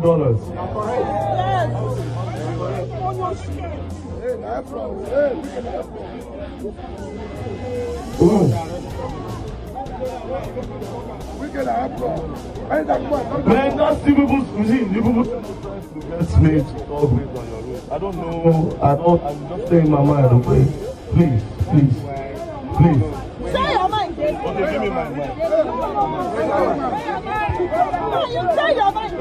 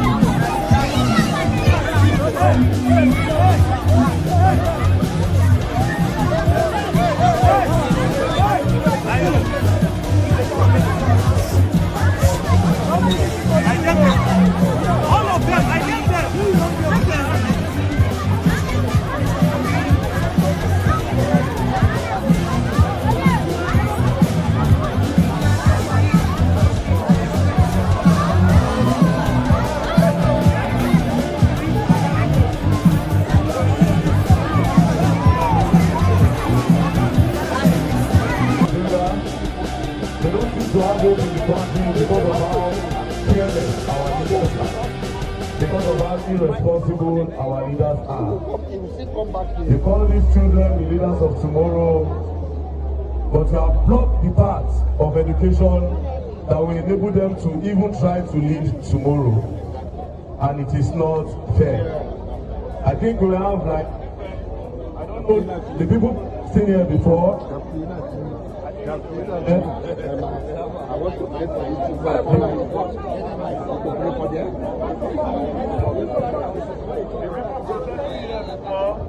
I didn't know that they were here. When they come into protest,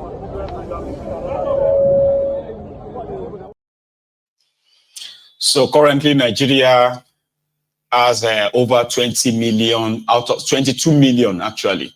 22 million out of school children in Nigeria.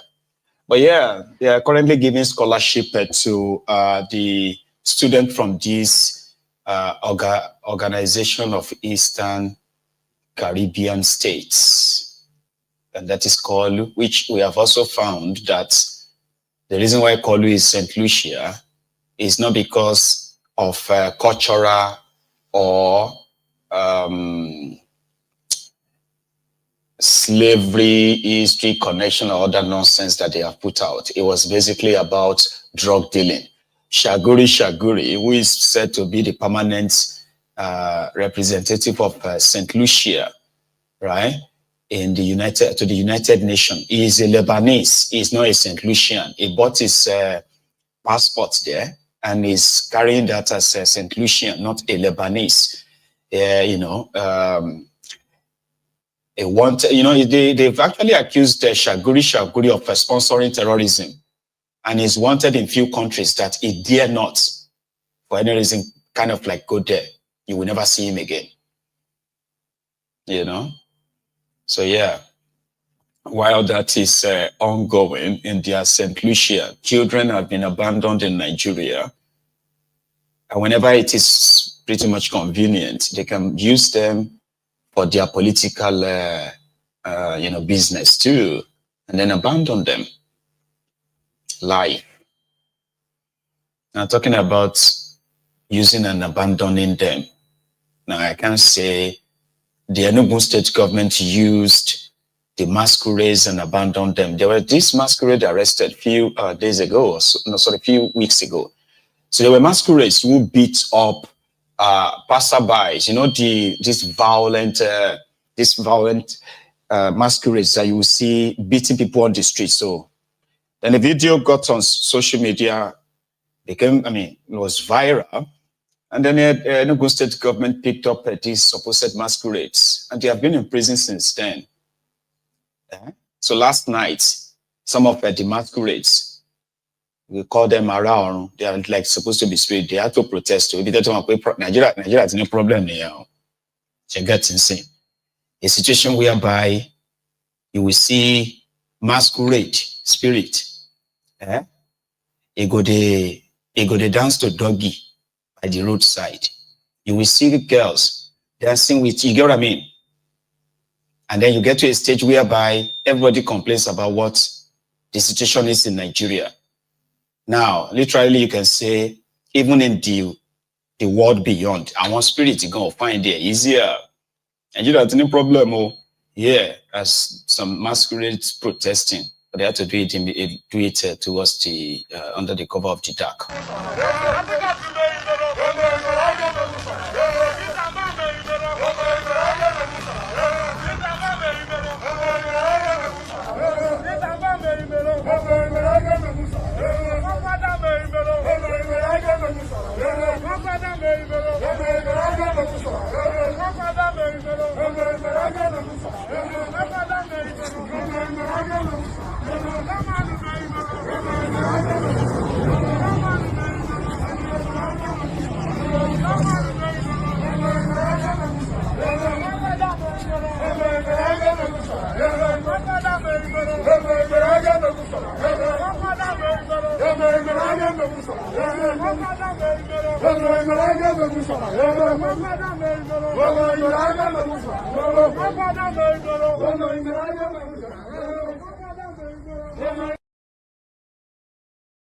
So the problem right now is that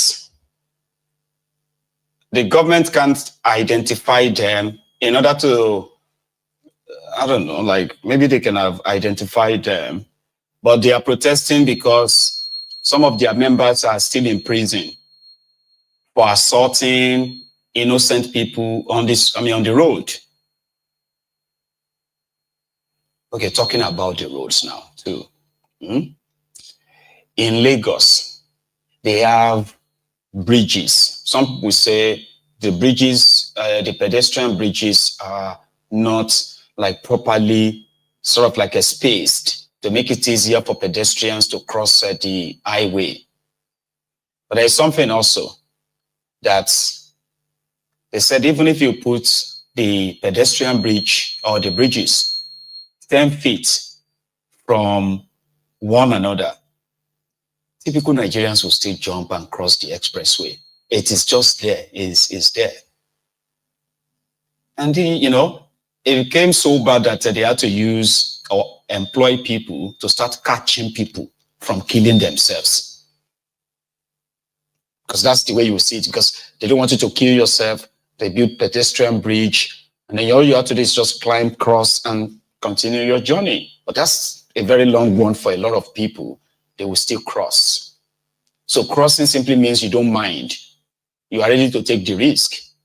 you could get it and, eat and run and get killed right instantly. So people are going through a lot.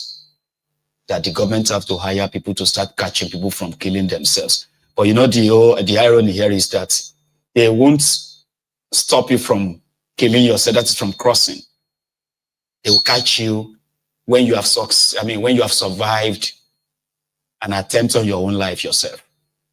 Like this lady in Lagos this afternoon.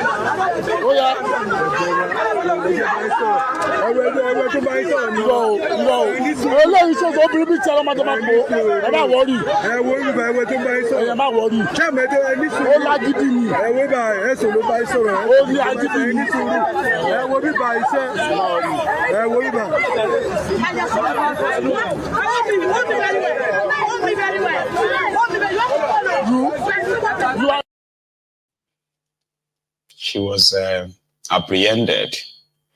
So she grabbed the person who supposedly arrested her. And in my head, when I saw that video, it was like, I wish I could do a voiceover. I am arresting you because I don't want you to kill yourself. Leave me alone. Let me take him para me. Any problem, man? The baby needs my life. Let me para me now. Kind of let me die. Because why would you hold someone who is stationed there to arrest you for violating this same kind of like a crossing rule? Nigeria. Yeah. The other one I'm going to share with you right now happened in Lagos too. As you are getting ready for 2027, like that man that told you that there is difference between participating, that you will participate, but you would not be contesting. Talking to the obedient. Take a look at this. Some baales called the village heads around the Etiosa local government area of Lagos State. What is that guy's name again? The guy who is there about there, Legushi or so, right? Anyway, they said, Lagos is planning to have local government elections soon, right? So political parties are pretending to be campaigning, including APC, Aregbesola. Now, 6 village heads attended one of the Labour Party campaign meeting. Upon return, the supposed king, the Legushi, right, ordered their immediate removal. How dare you go and attend the party of our enemies? So that's a sign to let you know that in Lagos in 2027, whatever it is that you witness in 2023 will be a child's play to what you are going to see. They will stop you from voting. Or would you let them? But that's up to you.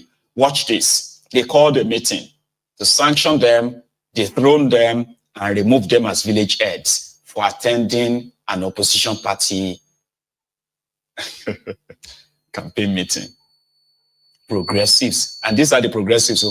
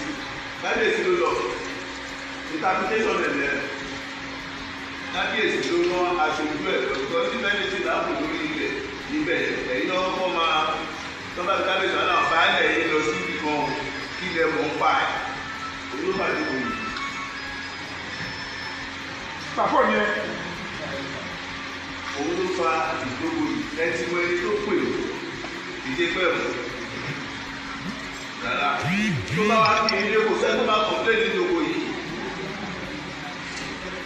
àwọn ṣe ráàdì bọ̀ ọ̀yà lọ́jọ́ yìí ìṣúwẹ́kọ̀ bọ̀dà tẹ́ńtì ráàdì ìṣúláìdì wọ́n ti ṣe ẹ̀sìnkìnà èdè ìṣẹ̀ ìṣẹ̀lá ìtàkùn máa ìwá ìwà wo lọ kó ń ṣe ẹni tí mo àwọn ọmọ jẹ ní ìṣẹ́ ẹ̀rọ bá ti wà ẹ̀rọ bá ti wà láì mú ọmọ pàtì tó wà lọ́wọ́ dàgbà àti ìjọba ẹ̀rọ tó tọ́ ẹ̀rọ bá tó wà sà ọmọ ẹ̀rọ tó tọ́ ẹ̀rọ tó wà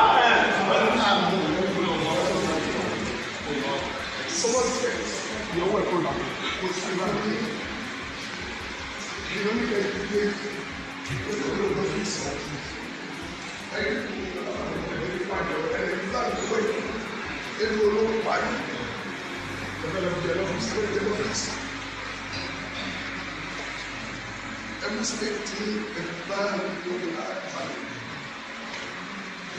that's why man something so those are very important. It's a company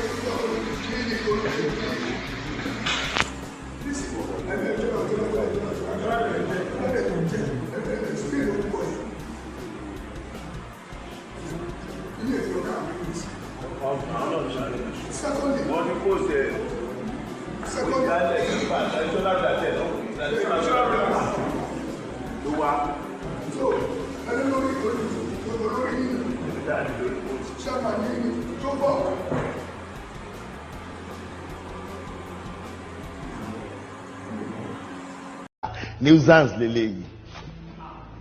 Nuisance leleyi. So those are the nuisance created, by Tinubu to represent their political traditional institutions. They will tell you that they are progressives. They are educated. They are from Yoruba land. Àwọn amúnibú ni ẹran ìbíyẹ, àwọn ẹranko ọmọ àlè játijàti. All for one man. You will now see supposed Ronukus. They will tell you that this is our land. We will teach you the Igbos. We don't want to see any Igbo in our Yoruba land. In 2027, we will make sure that you are not, and you are still claiming one Nigeria. Are you not daft? Are you actually not really daft? And the thing that breaks out most is that a lot of people see these guys as the true reflection of the Yorubas. They see them as the true reflection of the Yorubas. These miscreants, these usurpers, these opportunists who continue to push their tribal, their tribal divisive kind of politics. They will gaslight you. They will gaslight you. They will say they were doing it to protect, to preserve Yoruba. Look at them. Progressives, educated people, because they are not educated. They are not. Any form of bigotry in you that education can't cure simply means that you are worse than illiterates. A society that was supposed to be just and fair, you know something? Those who are going to say they want to be chairman, those who want to be councillors, they are Lagosians, they are Lagosians, they are Yorubas, but because they have gone to go and join a party that is not Tinubu's party, you are automatically an enemy. Then they will use the supposed instrument of state to stifle you, to until you probably will surrender and join them, or you abandon the whole thing entirely. These are the guys parading themselves as Yorubas. These are not Yorubas. These are the Omuale Yorubas. Because the poor people they are lying to, that they are doing this to preserve Yoruba, they are the same poor people living in slums. Inside slums. No good road, no good housing. There is no provision for education. Their children are there. Come on, man. Poor people, Yorubas. And these Olori Brukus will continue to push the narrative of the, oh God, no, man. They don't represent me. And I don't care what you think or how you see that. Whether your own bigotry would always kind of see the Yorubas as how the Ronukus have portrayed the Yorubas. And to those of you who are Yorubas who always keep quiet, believing that they are doing this to preserve you, they are not. Telling you that people are coming to take your land when the rogues are those who are taking your lands, right? And to the point that in a democracy, these don't have democracy. It's an unreal place. Democracy that people can choose what they want. And they will say they should go back to Anambra. Imagine telling a Lagosian to go back to Anambra simply because some criminal politicians are telling you that anybody who is not with Tinubu is your enemy. You are dining and whining with them. Look at you. Then you have political obas helping them to make sure that nobody, if you dare them, they will unleash violence on you, attack you. They did it before. This time they will do it again. They're already bragging about it. They posted the video to brag. That's not something anybody should be proud of. Any sane person should be proud of that. But they say you can't shame the shameless. And I agree. See, I'll draw my curtains there because I still have more. But I want to take calls. Abi? Or should I just continue and leave calls? I know you probably want us to take calls. So let's take calls and let people react to what we have just discussed. Now, if you have to go, we were over 1,006, nearly 1,700 earlier on YouTube. But we are probably crawling to even get 500 of you who have liked the video. So this is a reminder. You can do it before you leave. And if you're not leaving, you still want to be part of the next hour of the chat, you can pick up your phone and call in and add your own contribution. But I'll be back in a minute. Don't go anywhere. Thanks so much.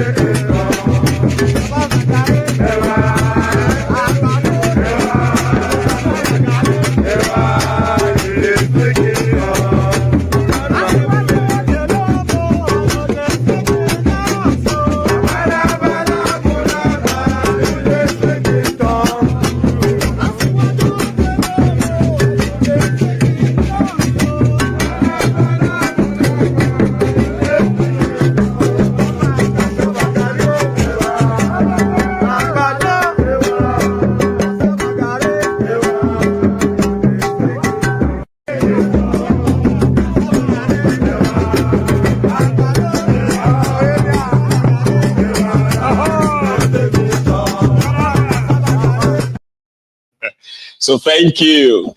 Now let's check if our line will take a course, but if it won't, then we may have to call it a night and everyone can go get some rest. So thank you so much to those of you who have responded by liking the broadcast and even sharing it, including those of you who have also taken their time to subscribe to the channel as well. Thank you. So, sorry, I'm trying to kind of make sure that we have it properly connected. So let's hope it works. We have our first caller. Well, hello there. Oh, hello. Hello, ma. How you doing? Ma? Yeah. Yeah, well done for all the good things you're doing. Thank you. God bless you. Amen. Thanks for your time. Thanks for everything. No wisdom. Thank you. See, let me just say something because I joined a little bit late about this coalition thing. Yeah. I don't know. I'm just like, I don't really like to be joining this their coalition thing. My own opinion, though, you know, you don't because believe in of it? Is that what you mean? I don't believe at all. I don't believe in it. Don't you think it's too early, though? Because some people who are reacting right now, right, they possibly are going to be called the undecided. Are you probably an undecided? To me, no, I'm not. I don't think I'm undecided. To me, with the people there, with those people there, that is why I'm just having these feelings that I don't agree. They are all questionable characters. I agree. All of them, I can see all of them except Obi. Obi is not part of them. Obi doesn't belong to that setup. You know, Obi, like, Dino is just a clown, and all these Aregbesola and all of them, they're just criminals. And even if they eventually gotten into that power, they won't allow Obi to do what he has in his intention, what he has in mind. Because these people, because we can say, oh, the movie is too early. To me, it's not too early. So those people, no, they just, to me, they're So not. it's like the deal breaker for you. That as much as you would want it, you would want people to come together and then fight the Tinubu. No, it shouldn't be the people responsible for where we are as well. I get it. No, not those people. Not those people. Yes, we want people to come together. We want to but it seems that is so late right now. Like-minded. Yeah, like-minded people, the characters, you know. So people that are really like, we can say they are compatible, you know, that they mean well, they mean the same thing. You understand? Not all these, not all these, no. No, these guys. Most of them are wrong. Most of these people are wrong. Obi is not part of these people. Obi is different from them. Even if they go to that power, they will not allow Obi to do as he wishes. Okay. Let's hear from another. They're going to ruin the government, his government.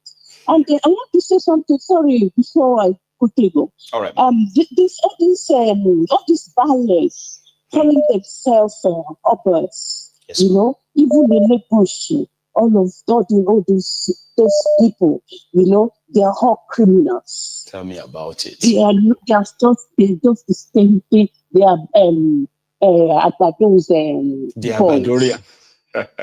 Right. We call them political obas.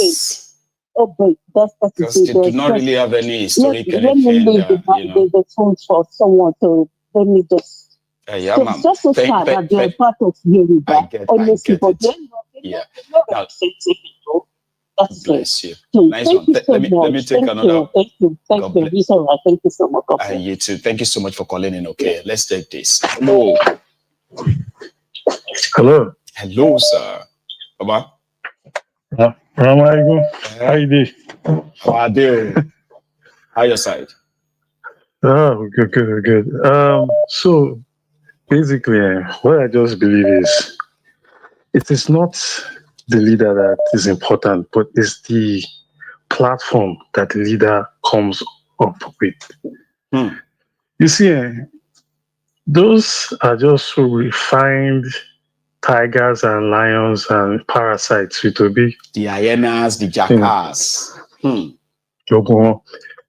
It's just like the same old people but changing uniforms. See? You know? Obi should just stay on his own and fight, by himself, and not because they will soil him. They will soil him. But don't you think that is late now? It's not too late to turn back, honestly. Yeah, because it's not too late. Integrities are at stake. Yeah. Right. Its integrities are at stake. So somebody like yourself as well, it is a deal breaker. Like, even if you want to go extra, but no. You wouldn't want people you wouldn't want these guys to use him in catapulting themselves back to power. Yes, even Obi said it, that the platform is very important to him. So look, Nigeria is in a state. I left Nigeria about 5 years ago, so 4 or 5 years ago. And I think 4 years ago. Why I left was during that NSAS protest, when I saw the way they gunned down people at the toll gates. And I told my wife, I said, I'm a Koolu.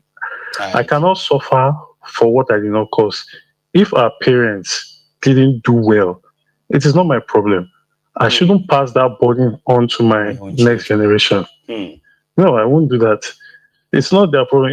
If nobody has, because look at these traditional rulers you put old. Like it runs deep, Papa. But let me take another one. The line is quite busy tonight. It seems a lot of people want to also react as well. Thank you. God bless you, Baba. Thank you so much. Okay, I'll take this. In the here. Hello. Uncle Maegu. Yes, sir. Baba. How you doing at this Big Mo? The Big Mo. You're back. Yes, I see if I don't call him today, who will call him? Tell me about me. I mean, who else? Who?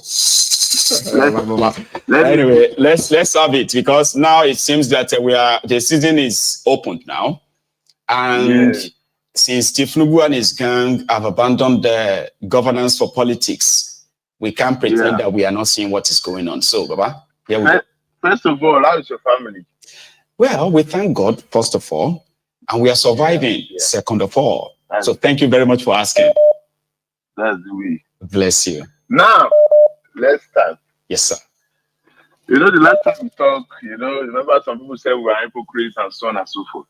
You see, this is the problem. I was listening to the first caller. Let me take Peter Obi as a saint, since he has good record outside. Like when you see him in the midst of all these guys, you can say he's saint, but he always said that he is not a saint, though. But go on, man. No, I'm not. Yes, I'm just thinking amongst these ones now. I'll get with you. All these people, like Kiri too small for them. That's the problem. This is what I was trying to say the last time. For example, now I saw the picture where he was holding rufai's hand. Yes. Rufai entered SDP. All of a sudden, talks don't show SDP headquarters. Yes. These people, as I said, Kiri, Guantanamo, that's where you're supposed to take them to. Leave them there to die there. So, and that is where I'm trying to be as optimistic as possible. But that's where the problem is. Even if he wins this 2027 election, these people, some of them will be aggrieved. And to the extent where they can cause chaos in the country. That's right. Yes, that's the problem. I could have preferred if he remained on his 2023 mandate and built on that mandate, because no matter what Obedience wants to say, I don't think they expected 6 million votes. Like they could still build on that. Yes, they can build on it. But they are saying, their own argument is that is not enough for a very corrupted system, right? You probably would need these other guys who are like, experts in that field of rigging and all that. That's the argument. They are thinking the Nigerian way, Maegu. They did not know that they will have 6 point something million votes. Even the Peter Obi himself, they didn't know. Because if you follow that election closely, you will see that everybody was shocked. The main establishment was shocked. I won't lie. I was here too. Shocked. I said they surprised me, and I will give it to them, and I respect them because no be joke, Baba. I wasn't expecting that too. Nobody was expecting it. No. So I personally would have preferred for them to build on that because now they know that okay, there's a juggernaut that is up now, the obedience. So they will do anything as much as possible to make sure that they tie this juggernaut's leg and don't allow them to prosper. Instead of coalition, I could have preferred for them to build on where they left off, not to try and be in bed with the others. Because the others, for example, look at coalition. Maybe you are 40. I'm not here 40. I'm on my way there. Everybody doing coalition, I've known them since I was a child. I know. So, I mean, we must be really mad for us to think that say something special is going to go on. You get? You understand? So anyway, Big Mo. I could have preferred that way. See, Big Mo. I was. Yeah. Go on. Sorry. You wanted something there before I speak. Go on. Yeah. Say it. The last show, take us the last show. I know. But I was listening to them, and I like the way they were questioning Peter Obi and asking him questions. Yes. Because this issue of I visited the EFCC person and all. No, Nigeria no go work like that too. No. When it's time to kill people, you will need to kill people. When it's time to imprison people, you will need to imprison people. Because these people too will be coming the same for him. Yep. You think say people in the northeast go allow Boko Haram to rest when Peter Obi is there and they are not getting what they want? You think say the Fulani people, not without insulting generality of Fulanis, but they will allow Fulani herdsmen to just lay low when Peter Obi is not doing what they are doing. People like Keneri Dino, you think that they will allow Kogi they quiet when you don't give them what they want? I mean, there's so much. I'm saying there's so many. Do you think? Because we can't really answer all of this, right? Since they said this is their day one, and it's so early. Let me tell you why we can answer it. Please. They've done it before, over and over and over again. Yeah. For example, now I don't believe in coalition, but I'm not going to be naive and say coalition no go work because they did the same thing in 2015 and it worked. Surprisingly, that one was APC. This one is now ADC. So if it works again now, it will be like, okay, they did it. Maybe that's the way out of taking power. Yes, but then if we're talking about good leadership in Nigeria, let's look at the old 60 years. Maybe sometime in the 70s, maybe them Tafawa Balewa, maybe. So you cannot be naive and say coalition no go work as well because I mean they proved that it can work in 2015. They are doing exactly the same thing now. The person that has never come or emerged, something that has never emerged is Peter Obi, which they didn't expect in 2023. I know. Now they have seen it. That shook the establishment. Down. Yes. So I could have preferred because now it's looking like he feels like if we don't collate and join other people, we cannot build this country.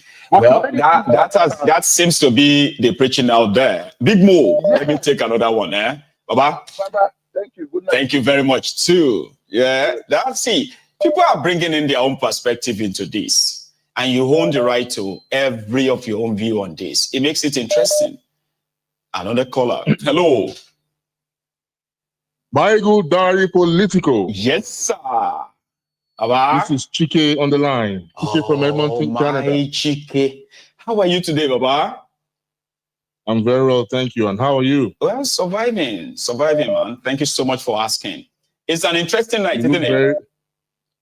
Very interesting, very interesting. A lot is unraveling at the same time, and we could barely keep up. But here we are, Baba. I know. I know. First of all, let me say you look really regal tonight. Oh, thank you.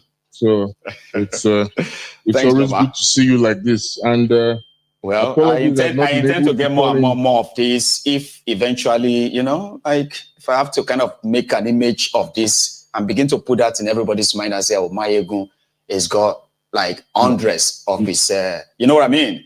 Just to keep representing. I know. I intend to. It's really good. Thank you. Good. So, coalition. Yeah, coalition. Frankly speaking, joined pretty late. I joined your show late, but I kind of have an idea of what's going on. Right. Before I went to bed last night or something, I saw that Aregbesola, or as you call him, Aregbemugo, Kabiru. Yes, so is now I think he's an executive in ADC. Yes, and he's the national secretary interim. Yeah, David Mark is the national chairman interim. Chairman, can you imagine? Abdullahi Bolaji, former minister of sport and youth, as well as a former spokesperson for PDP, is the spokesperson for the ADC now. They continue to make appointments, Joe, but yeah, go on, your point. Yeah. But the thing is, my concern is that these are the same folks who have destroyed Nigeria. Tell me about it, man. And in as much as, Obi has said he's not a saint, I personally, I don't know if he should really join this crew. Now, again, it's a paradox. It is. Because we're trying to get rid of Tinubu. That's right. Maigun, yes, sir. You're 40, I'm 42. See? Right? Yes, sir. If Tinubu rules us for another 4 years, right, that's almost half of our, our adult life gone. Do you understand? I mean, 16 years. It will make it 16 years of APC, which at least as worse as their PDP was, Chike, right? We can all attest and testify to the downward spiral that Nigeria has been going since 2015. Right. We can attest to that. Absolutely. It has never gone back up. It's been like that. It has never. Here you go. It has never. So if we now have to put 16 of PDP, 16 of APC, that would be, APC. 32 years, Chike. Baba. Will be gone. In 2031, by 2031, by your own explanation right now. So it simply means you will be somewhere around 48. Right. Now, if you take 32 years out of your age, if not for grace, imagine what that has done in the life of an average young Nigerian. Remove 32 years. Maybe people will begin to understand the damages. Chike. Right. Completely wasted. Wasted. And you know what? Honestly, you and me are rather lucky because, we've been able to get out of that country. Do you get? It doesn't mean that Nigeria still doesn't happen to us, though. No. But imagine the folks in that country. You know what I mean? But back to my point, I think it's paradoxical because Obi needs to do anything to get Tinubu out of the way. And he has said he doesn't mind doing one term, right? Now, this one term thing, I believe, is about him trying. I feel like it's the North trying to grab that power back. That's right. But they know that they need Obi. They need Obi to finish up the 4 terms, 4 years, 4 years of the, so that they can get power back. So I personally, like don't you said, it is paradoxical, right? Sometimes if you want to ignore some what do you call it? Some pits, right? The dog pits in all of this, and say, you know what? I wish these pits are not there, and everybody just focus on the big picture and say APC has to go. What they have done to Nigeria and to Nigerians is unforgivable. But how you wish this is being done with a united Nigerians, devoid of all these characters. But hey, the situation is that it seems if we go that route, then we would have to live with the Tinubu and APC for God knows when. Paradoxical. That's true. So the choice is now what would you do? And I think that's the stage majority of people are going to be at right now. Would you mind to do a little bit of compromise of your belief, like Obi would have to do too? Or you're just going to remain unchanging and just damn the consequences? Chike. Right. In that case, based on your question, yep, I would rather Obi actually strikes this deal with them and gets Tinubu out. See? But my major worry, honestly, when I look at that ADC, I'm now wondering, where the hell are the young folks? Where are the people like me? Where are people like you? You know, if you look at France is on Macron. I don't think he's up to 48 years. Baba.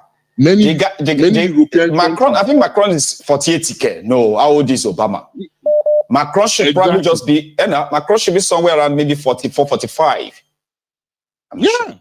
So he's a young man. The problem is that, you know, people like us don't have the capital to come out and oppose someone like Tinubu. And that is why it's unfortunate that the Amechis, the Aregbemugbos, these guys are coming back out to run. You know? But Michael, that's it from me tonight. You've done well. Chike, I mean, you know what you just did, so okay? You helped me to make people understand that when it is time to choose between the devil and the deep blue sea, sometimes you probably have to think twice before you choose. If you decide to choose the deep blue sea, remember you need to learn how to swim. And he who is going to dine with the devil must be ready to do so with long spoon. Baba, it is day one. Let's see how the whole thing play out. I'll take another one. Chike, yes, man. You have a wonderful sir. Nice one. You too. Thank you. Have a good day. That's a Chike from Canada, a very wonderful guy. Here, I have another caller. Hello. Mayegun, I greet you. I greet you too, Baba. How you doing, sir? I greet you. I'm good. How are you doing too? Well, I am you look very good. At least you can still watch me and see me. I'm here. Look, I've been very busy today, you know, because I know today will be the day. I've been very busy. I've been very busy. I always also with your chat. But a quick one. Quick one before I go to bed. Quickly. Now listen to me. Yes, sir. I appreciate your viewers. It's a very lovely, sweet conversation with your people here. They're very beautiful. They're nice. I love it. I know. But there is something they just have to understand something. Somebody like me, I've been out of the country for 35 years. Oh, bless you. Okay. Yes, sir. So what is it like for you, who has been so away for so long? Yeah, go on. Yeah. What it's like for me is just the feeling that I also have family members over there. That's right. I have family members there, you know, and I go to Nigeria not regularly, but I go sometimes. But I love to sponsor. Right. I love, you know, I speak very good German. Oh, I'm not so good in my English. I'm a German-speaking person. That's why sometimes my English is a little bit very lacking, you know. But now listen to me. Yes, sir. I love to sponsor. I love to help. That's my goal. I love it. My greatest wish is when we are getting to that pension age, retirement age, it's sometimes nice to say maybe you want to go back home to that lovely weather. You want to go back home to see something that at least is a little bit beautiful that you can say, that brings you closer to your roots. You know, that bring you closer to your root. But just to let your other viewers to have the opportunity to call you. Today was a great day. One thing they have to understand is this. The best way, my opinion, for the country at the moment is what is exactly happening now. You use the criminals to destroy the criminals. Criminal system. The criminal system, if you are lucky a bit, the shining star in between this fight rise up to the top. Nigeria wins. I am only talking from my opinion. I am not on ground. I cannot decide for those your people opinion there. Are not just random too, remember? You are speaking from the position of, from an informed position, remember? You are not just speaking randomly. Absolutely. You are speaking from what you know, what you have heard, what you have read, and what people have said. Absolutely. Which kind of valid makes your opinion valid, like everyone else's. Baba? I hope so. I hope so. Thank you. So you want to add more? That is just what I want to make very clear. You know, to the followers. You know, we are Obi listening. I'm very happy that he's listening to his obedient movement. That interaction now, you know, some believe that it brings himself down. I was like, it's because you have become so used to your oppressors talking down on you, not talking with you, not having conversation. You know what I mean? They talk down on you. Go on. You know what I mean? You know what I mean? You know what I mean? I do. Huh? And that is what I believe that he's doing it. And I believe, I still pray. We are here to always sponsor. We are here to always finance, you know. We are from Austria, we are from Switzerland, we are from Germany, all the way down to Luxembourg, and all to the Königreich Kingdom of Shan, you know, where we have the king very close to Switzerland there, you know. It's a little country. You know, Thank you understand what I mean? so So much. we try as much as possible to do our best to support. I wish you and your supporters a good night. It's a great day for Nigeria, and I believe something good comes out of it. Well, thank you so much, Mr. Mayego. And You you look too. fantastic. You look Thank you fantastic. so much, and Thank you have a so wonderful much, one, okay? Good night. Yes, sir. Now, a quick reminder. We only have just about 25 minutes to go, right? So I want to remind you to take a moment and please like the broadcast, share it, and subscribe to the channel as we welcome the Prince Jejeman, representing IPOB for life. That is him. The Prince. Together, Mike. How are you, Baba? Happy to be with you again today. Oh. I mean, likewise as well. It's really great to hear from you. You be bad like come out today. You get because I forgot my second clothes. You know, I come in the afternoon these days, right? But I've got all these stuff here. You know, I couldn't take them up. They are like stored there, right? Then I forgot my second dress, what I was supposed to wear for the evening. I was like, you know what? I'll just dress light and look at it. It's fitting, isn't it? It's lovely. It's lovely. Thank you. The Prince. You have been watching like eagle all this while. And maybe now you can tell us what you have seen so far. Yes, Baba. We thank God for everything, the way it's going. People that believe in God says that all things work together for good. I understand. So, and we are seeing that where it's going, it's gonna end up somewhere where we are expecting. You know, you see, I had something must happen for something to happen.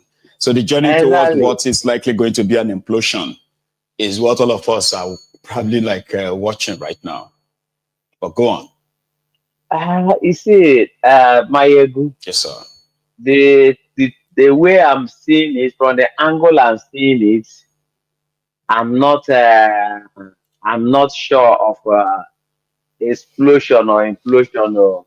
Okay. Tell us what you have seen or what you are saying. Okay. You see, the people that are in the arena of this game, they are working according to the script of Nigeria.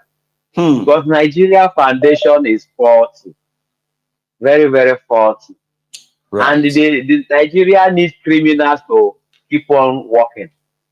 Are you getting me? I'm with you. So the point I'm trying to make, Baba, is this. You see, as the way that country is now, everybody is talking about election. 200 people were killed. Nobody is talking about it. Should be in the news at least for good 1 month, non-stop. There should be protest, non-stop. For 200 people to be killed. Mayegu. Yeah. Okay. What the thing that I'm telling you is this, or the thing that the way I'm looking at it, Mayegu, you see, our Obi that is joining the coalition. Oh, you don't change that to coalition. Your own is not coalition, no? It's coalition. I'm the coalition, Baba. Right. So tell us, Obi. You see, they are not serious about electoral reform. They are not serious about restructuring. They are not serious about the constitution. Where will you start? Where you will end all these things? You know what somebody told me about that? They are just dragging the people up and down. I'm gonna. You know what somebody told me? Of the people. The Prince. You know what somebody told me? Yes, because Baba. I mean, a lot of people have said that. Even myself, I have repeated that a few times on this platform, right? then why would they all go into an election without at least addressing the fundamental problems that makes the election, like I wanted to say incredible, non-credible, that questions or put the credibility of the election to question. Exactly. But you know what somebody told me, Prince? He said, they don't know their plan, they don't know their plots.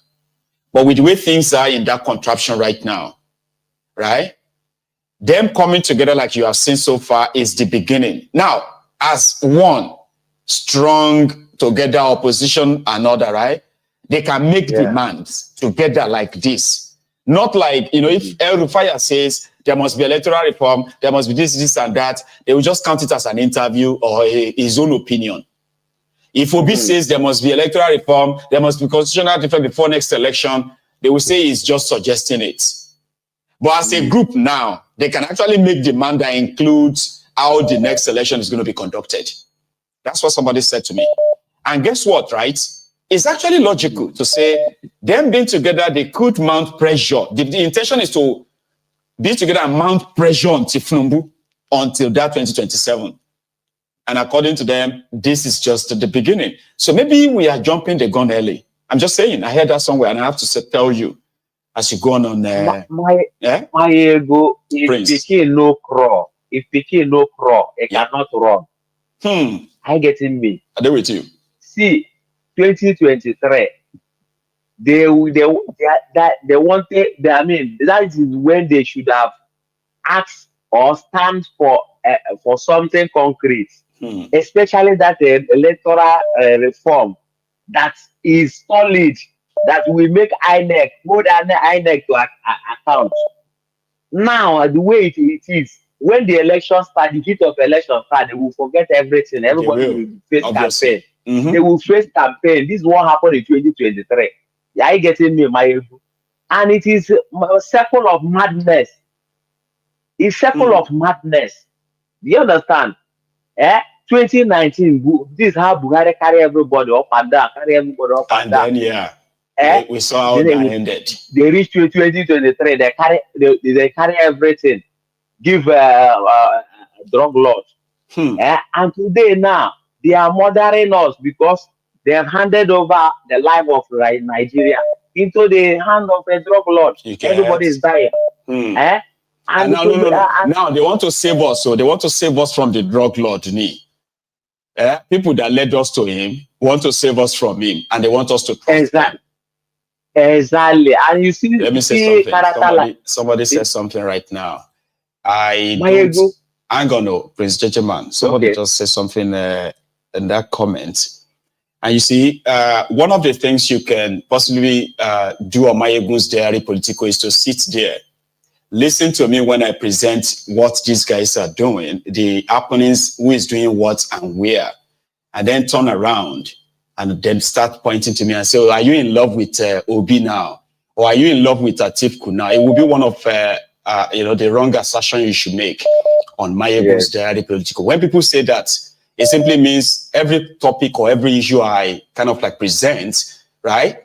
Then, automatically means I am in support of every of that vice or something, right? So don't ever make such an accusation. And when people make such, I tend to have an idea who they are. So you see that person that is called, give me a sec. Yeah, I want somebody to help me. I want somebody to help me knock that Buraima Akambi. I want you to knock him a spanner. And this is not a suspension, okay? It must never be seen here anymore. Please. You see, when people point fingers at me like that, they are not stupid though. Sure you get? There are more people that watches Mayegun and tell themselves that he is a pretender. He is not who he says he is. And whenever they have a chance, they can easily just point finger at me and say, so you are now a supporter of PDP now. Oh, so you, Mayegun, are you now supporting Tinubu now? When you drop that in my comments, you are practically asking to be exempted from this place. You shouldn't be here, please.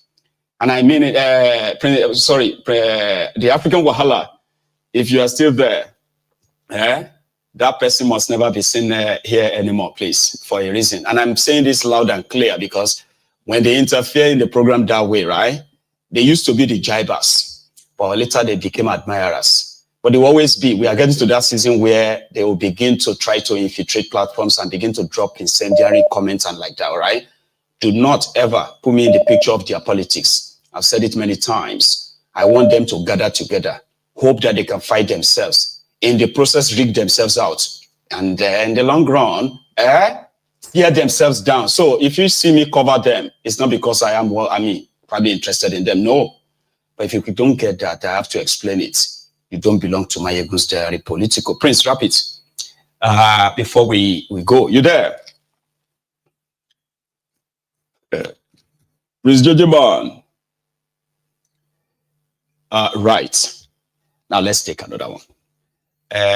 Here. Hello. Yeah, good morning. Good evening. I am so sorry, by the way. All right, Prince Jojeman, I think you were there. I just had the audio off then, okay? But now let's have another caller. Hello. Is that Mayegu? It is Mayegu. How are you, Mayegu? I am very well. How are you? I've been following your program for a long time. Thank you. This man is almost 80. I'll be 80 in August. Oh. And I'm going to discuss two issues, Mayegu, and I love your program. Thank you. I love your attire. Oh, thank you, sir.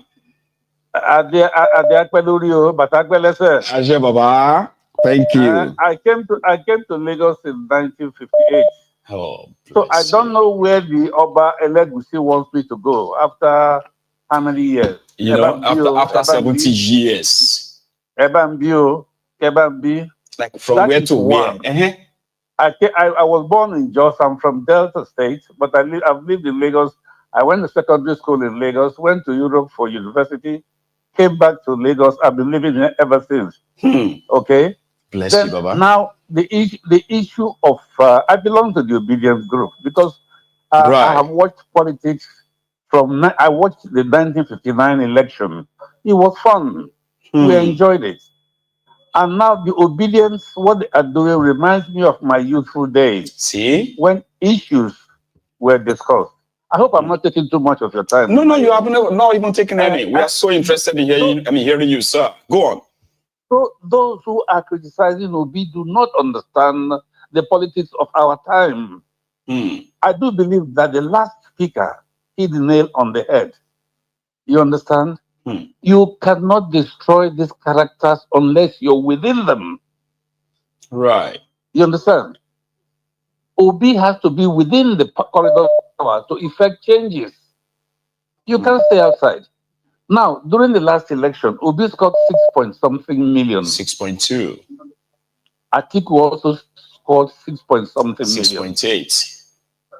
Your friend Tinubu scored how many? They gave him 8 point, I think it was 8.2 whatever they gave him. People cannot begin to rationalize that those two people, if they join forces then, which I thank God they didn't, because I know what I think about both of them, they would have had 12 million votes or thereabouts. They would have. You are now asking Obi to run independent of that coalition.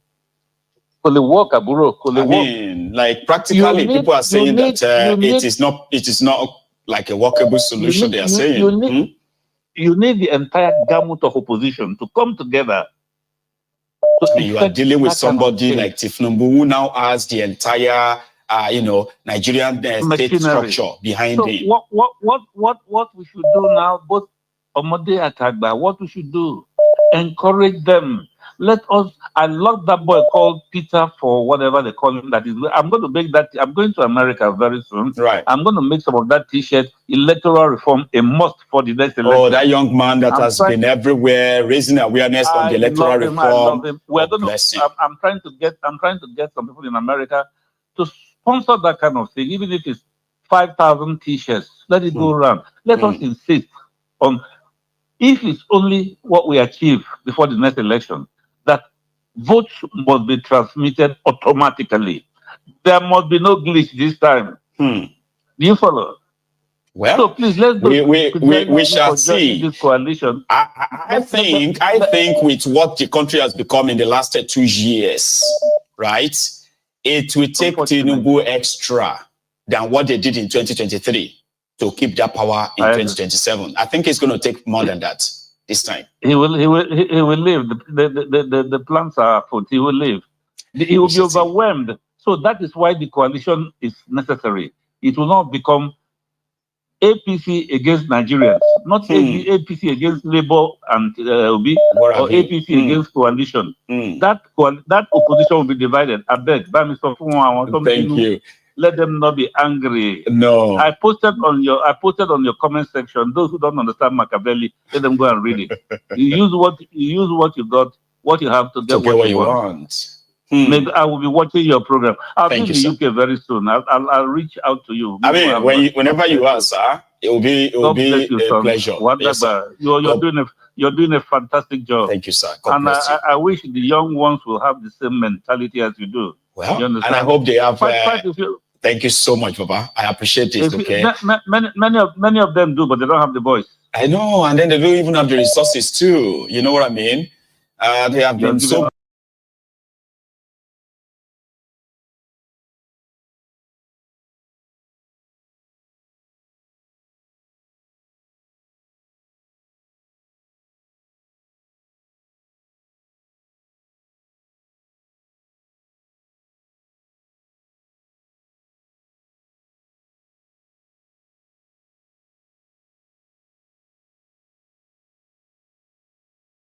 If we lend ourselves to innovation, we can create wonders. Yeah, it's a successful, again, a town hall, different from Bulaba. In the time of poverty like this, the economic principle of Yusuf is what everybody should apply in his own lives. Eat little, save more. You don't know what is happening. Kese la nri lowo, makasakasa timbo. A dollar was just 800 naira or thereabout a couple of months ago. Now a dollar is over 1,000 naira. How much will it go? Nobody knows. Torito nse falafulu. Ogba salary kilawa. Igberaga week. Ogbera resanle like. Eat little and save more. Ayé tá ń jẹ chicken kọ́ la wà yìí mọ́, ayé shawarma kọ́ mọ́, ayé ice cream kọ́, mú gààrí. Jẹ pọ̀nmọ́, gbàgbé táwọn doctor sọ pé kò ní nutritional value. Kí ló fẹ́ nutritional value pẹ̀lú kíní? Jẹ pọ̀nmọ́, mú gààrí, orí ẹja. Wallahi kò rẹ́rìn. Bọ̀ọ̀bá ló. That is right. So we lost the audio in the middle of that call. So my caller is still on the line, I believe. Hello. Hello, Maya. Good evening from here. Good evening to you, sir. I am so sorry for that, little delay there. Right. But I think everybody can hear us loud and clear now. Please. Yeah, Maya. I support the coming together of the criminals. Exactly. You support it, or is it that you probably just don't have a choice? You know why? Right. Tell us. No, not a choice. I used to predict tsunami for Nigeria, yes. But I think this one is the biggest tsunami now, because if you watch the background of those people, like Kike said, we have been seeing these people since we are small, we are little, yes. And we've grown up telling us to go to school. What do you want to be? I want to be leader of tomorrow. So the leaders of tomorrow now, it's good they are not there, because the leaders of tomorrow, what happened to them at the Lekki, if they are there, they will be vibrating like the Mobi that was vibrating on the national TV, and those old men like African stuff and Nigerian this thing, they will say these people are insulting us. So now, all those old men now, you see their children also, they have children, they have sons that are in our age. They are not there. They are not there. So now, either they've written their will. Some of them have written their will, because most of them will not get to 2027. You know why I say it? They will start attacking each other now. I mean, the stage is set now. Yes, they will start reducing each other. If P2B, I don't know if he will be very, very careful. Not tomorrow in the morning in London, in the afternoon in America. I wish he will reduce his traveling, because he is the person everybody wants now, because he is the one that will push it. Without him, nothing is working. No opposition. So now they need Tinubu. So when they need P2B. So when all these criminals are together now, I think we are going to see the light at the end of the tunnel. But just for them to talking about light at the end of the tunnel, right? Not Nigeria being good. Nigeria will not work. Oh, you mean clarity, that there is a chance to actually get rid of APC for good. To reduce the number, J. Rollins, to reduce the number of these old criminals. Because if they are no more there, the new people will come up with a new idea or new strategy. So before they begin to, before the new people will bring out this template of old men since 1953 of 1960 till now, people, you know the way things are going now. So they will start attacking themselves now. They will kill themselves. That one is sure. So that's why I said we are going to see the light at the end of the tunnel now. Because when they reduce themselves, because somebody is talking about election reform, these people, even the opposition, they are not ready to do any election reform, because they know what the other one know, so they don't need it. So that's why they are not talking about it, because when they want to, they are not clean. You cannot come dirty and want something clean. So they know each other. You cannot build something on nothing. I see. Yes. So they want everywhere. All the barriers now is now open now. Then, but based on another guy now said something that Dino will not be there. They will be killing Benue people. And the other one will not be there. They will be killing Zarafara people. Right. This is also in the template of killing people, so Nigeria will not work, so the money will be coming. Look at our army now. Are you telling me that Nigeria have army? What we have now is scout. Because I don't see the army paying allegiance to the politicians. It's not saving people. I agree. You see, understand? So that's all I want to put now. So this tsunami is what we want. These criminals coming together to kill each other or to fight each other. That's what we want. So, but and then another thing is Lagos now. Right. You see, they've started already putting up a fight already. But their fellow people, we pursue them into their houses, because you see, there's a lot of problems everywhere, even in Lagos House, what they call it, House of Assembly, Abbas, and it is those 38 people that rejected Abbas, and later they turned them around. You think they are adults, they still have it in mind. Understand? So everywhere, so all this, you're not Yoruba, you're not Igbo, you're not going to vote. It's not going to work in 2027. But I pray some of them get to 2027. That's all I want to say. Criminal will kill criminal, and criminal will fight criminal. Thank you so much, for your own contribution. As usual, right?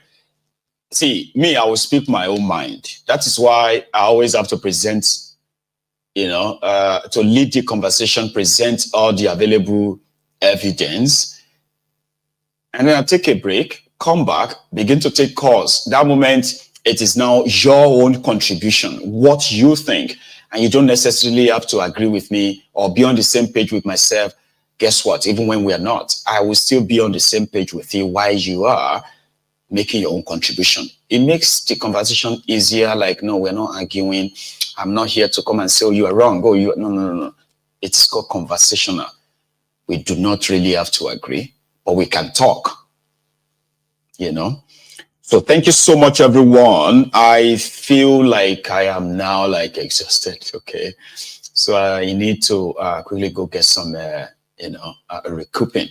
So thank you so much for your time this evening from the afternoon. If you joined us in the afternoon, great. And if you missed that, you should probably go and see that. Okay. And for those of you who started with us, great. Make sure you've liked the broadcast as well, okay?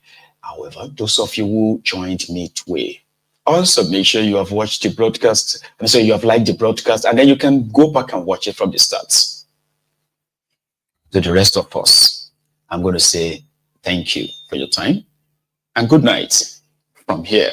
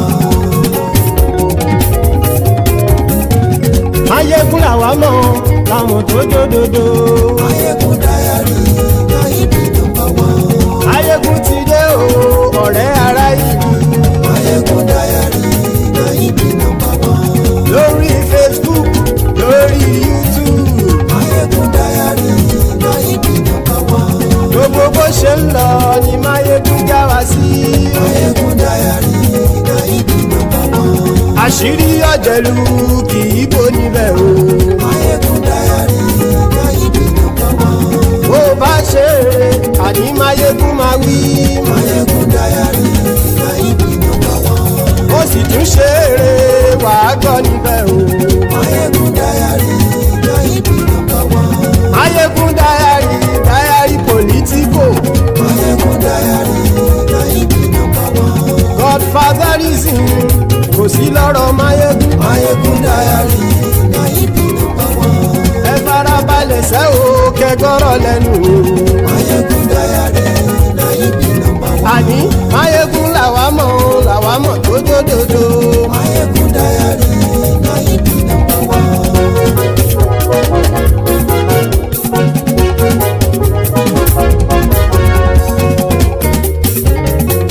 Àní ẹ̀sùn ràkì. Máyégún ti dé. Máyégún ti dé. Ọ̀jẹ̀lú ẹ̀sùn ràkì. Máyégún ti dé. Àní ẹ̀sùn ràkì. Máyégún ti dé. Lórí Facebook. Máyégún ti dé. Àní ẹ̀sùn ràkì. Máyégún ti dé. Lórí YouTube. Máyégún ti dé. Àní ẹ̀sùn ràkì. Máyégún ti dé. Bọ́ bàbá gbé wúrẹ́. Máyégún máa wí. Àní ẹ̀sùn ràkì. Máyégún ti dé. Ijó ìgbádìyẹ. Máyégún máa wí. Àní ẹ̀sùn ràkì. Máyégún ti dé. Pẹ̀sìdó bá rúfin o. Máyégún máa wí. Àní ẹ̀sùn ràkì. Máyégún ti dé. Kí gómìnà kówó jẹ. Máyégún máa wí. Àní ẹ̀sùn ràkì.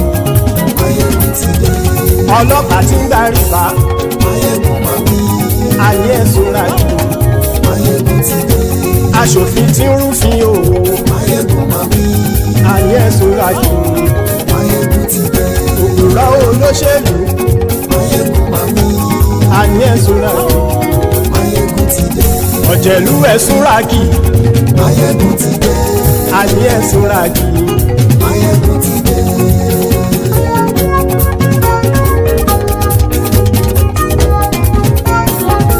Máyégún ti dé. Gbogbo ọ̀jẹ̀lú ẹ̀sùn ràkì. Máyégún ti dé. Gbogbo ọ̀jẹ̀lú ẹ̀sùn ràkì. Ṣùgbọ́n ní bá ti ṣe èyí tó yẹ kí wọ́n ṣe, ọmọ bá dèrò ní fi wọ́n níran o. Máyégún ti dé. Gbogbo ọ̀jẹ̀lú ẹ̀sùn ràkì. Máyégún ti dé. Gbogbo ọ̀jẹ̀lú ẹ̀sùn ràkì. Ṣùgbọ́n ní bá ti ṣe èyí tó yẹ kí wọ́n ṣe, ọmọ bá dèrò ní fi wọ́n níran. Wọ́n fowó bẹ́ẹ̀ o. Máyégún ó sọ pé wọ́n ò fẹ́ bẹ̀. Wọ́n fowó bẹ́ẹ̀. Máyégún ó sọ pé wọ́n ò fẹ́ bẹ̀. Oníkanṣá ti ṣe èyí tó yẹ kí wọ́n ṣe fáwọn ará ìlú tó gbé wọn débẹ̀ o. Máyégún ti dé. Gbogbo ọ̀jẹ̀lú ẹ̀sùn ràkì. Máyégún ti dé. Gbogbo ọ̀jẹ̀lú ẹ̀sùn ràkì. Ṣùgbọ́n ní bá ti ṣe yìí tó yẹ kí wọ́n ṣe, ọmọ bá dẹ́rọ̀ ò ní fi wọ́n níran. Kì máa yí ṣe eré, ọ̀rọ̀ yìí kì í ṣe ẹ̀fẹ̀. Kì máa yí ṣe eré, ọ̀rọ̀ yìí kì í ṣe ẹ̀fẹ̀. Ẹni bá ti lè lẹ́bọ̀ lẹ́rù o, ọmọ bá dèrò kàṣàyè tú wọn síta. Máyégún ti dé.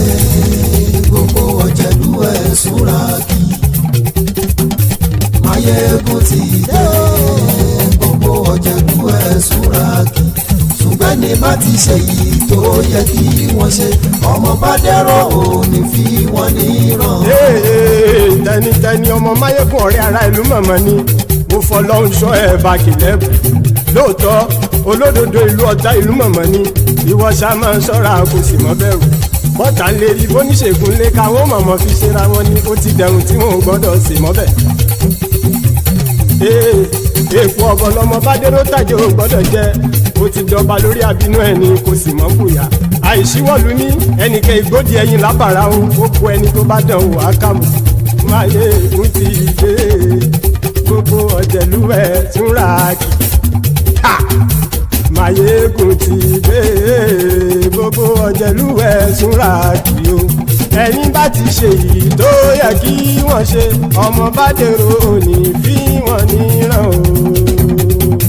Máyégún ti dé gbogbo ọ̀jẹ̀lú ẹ̀ túnra kì. Máyégún ti dé gbogbo ọ̀jẹ̀lú ẹ̀ túnra kì. Ṣùgbọ́n ní bá ti ṣe yìí tó yẹ kí wọ́n ṣe ọmọ bá dẹ̀rọ̀ òní fi wọ́n níran.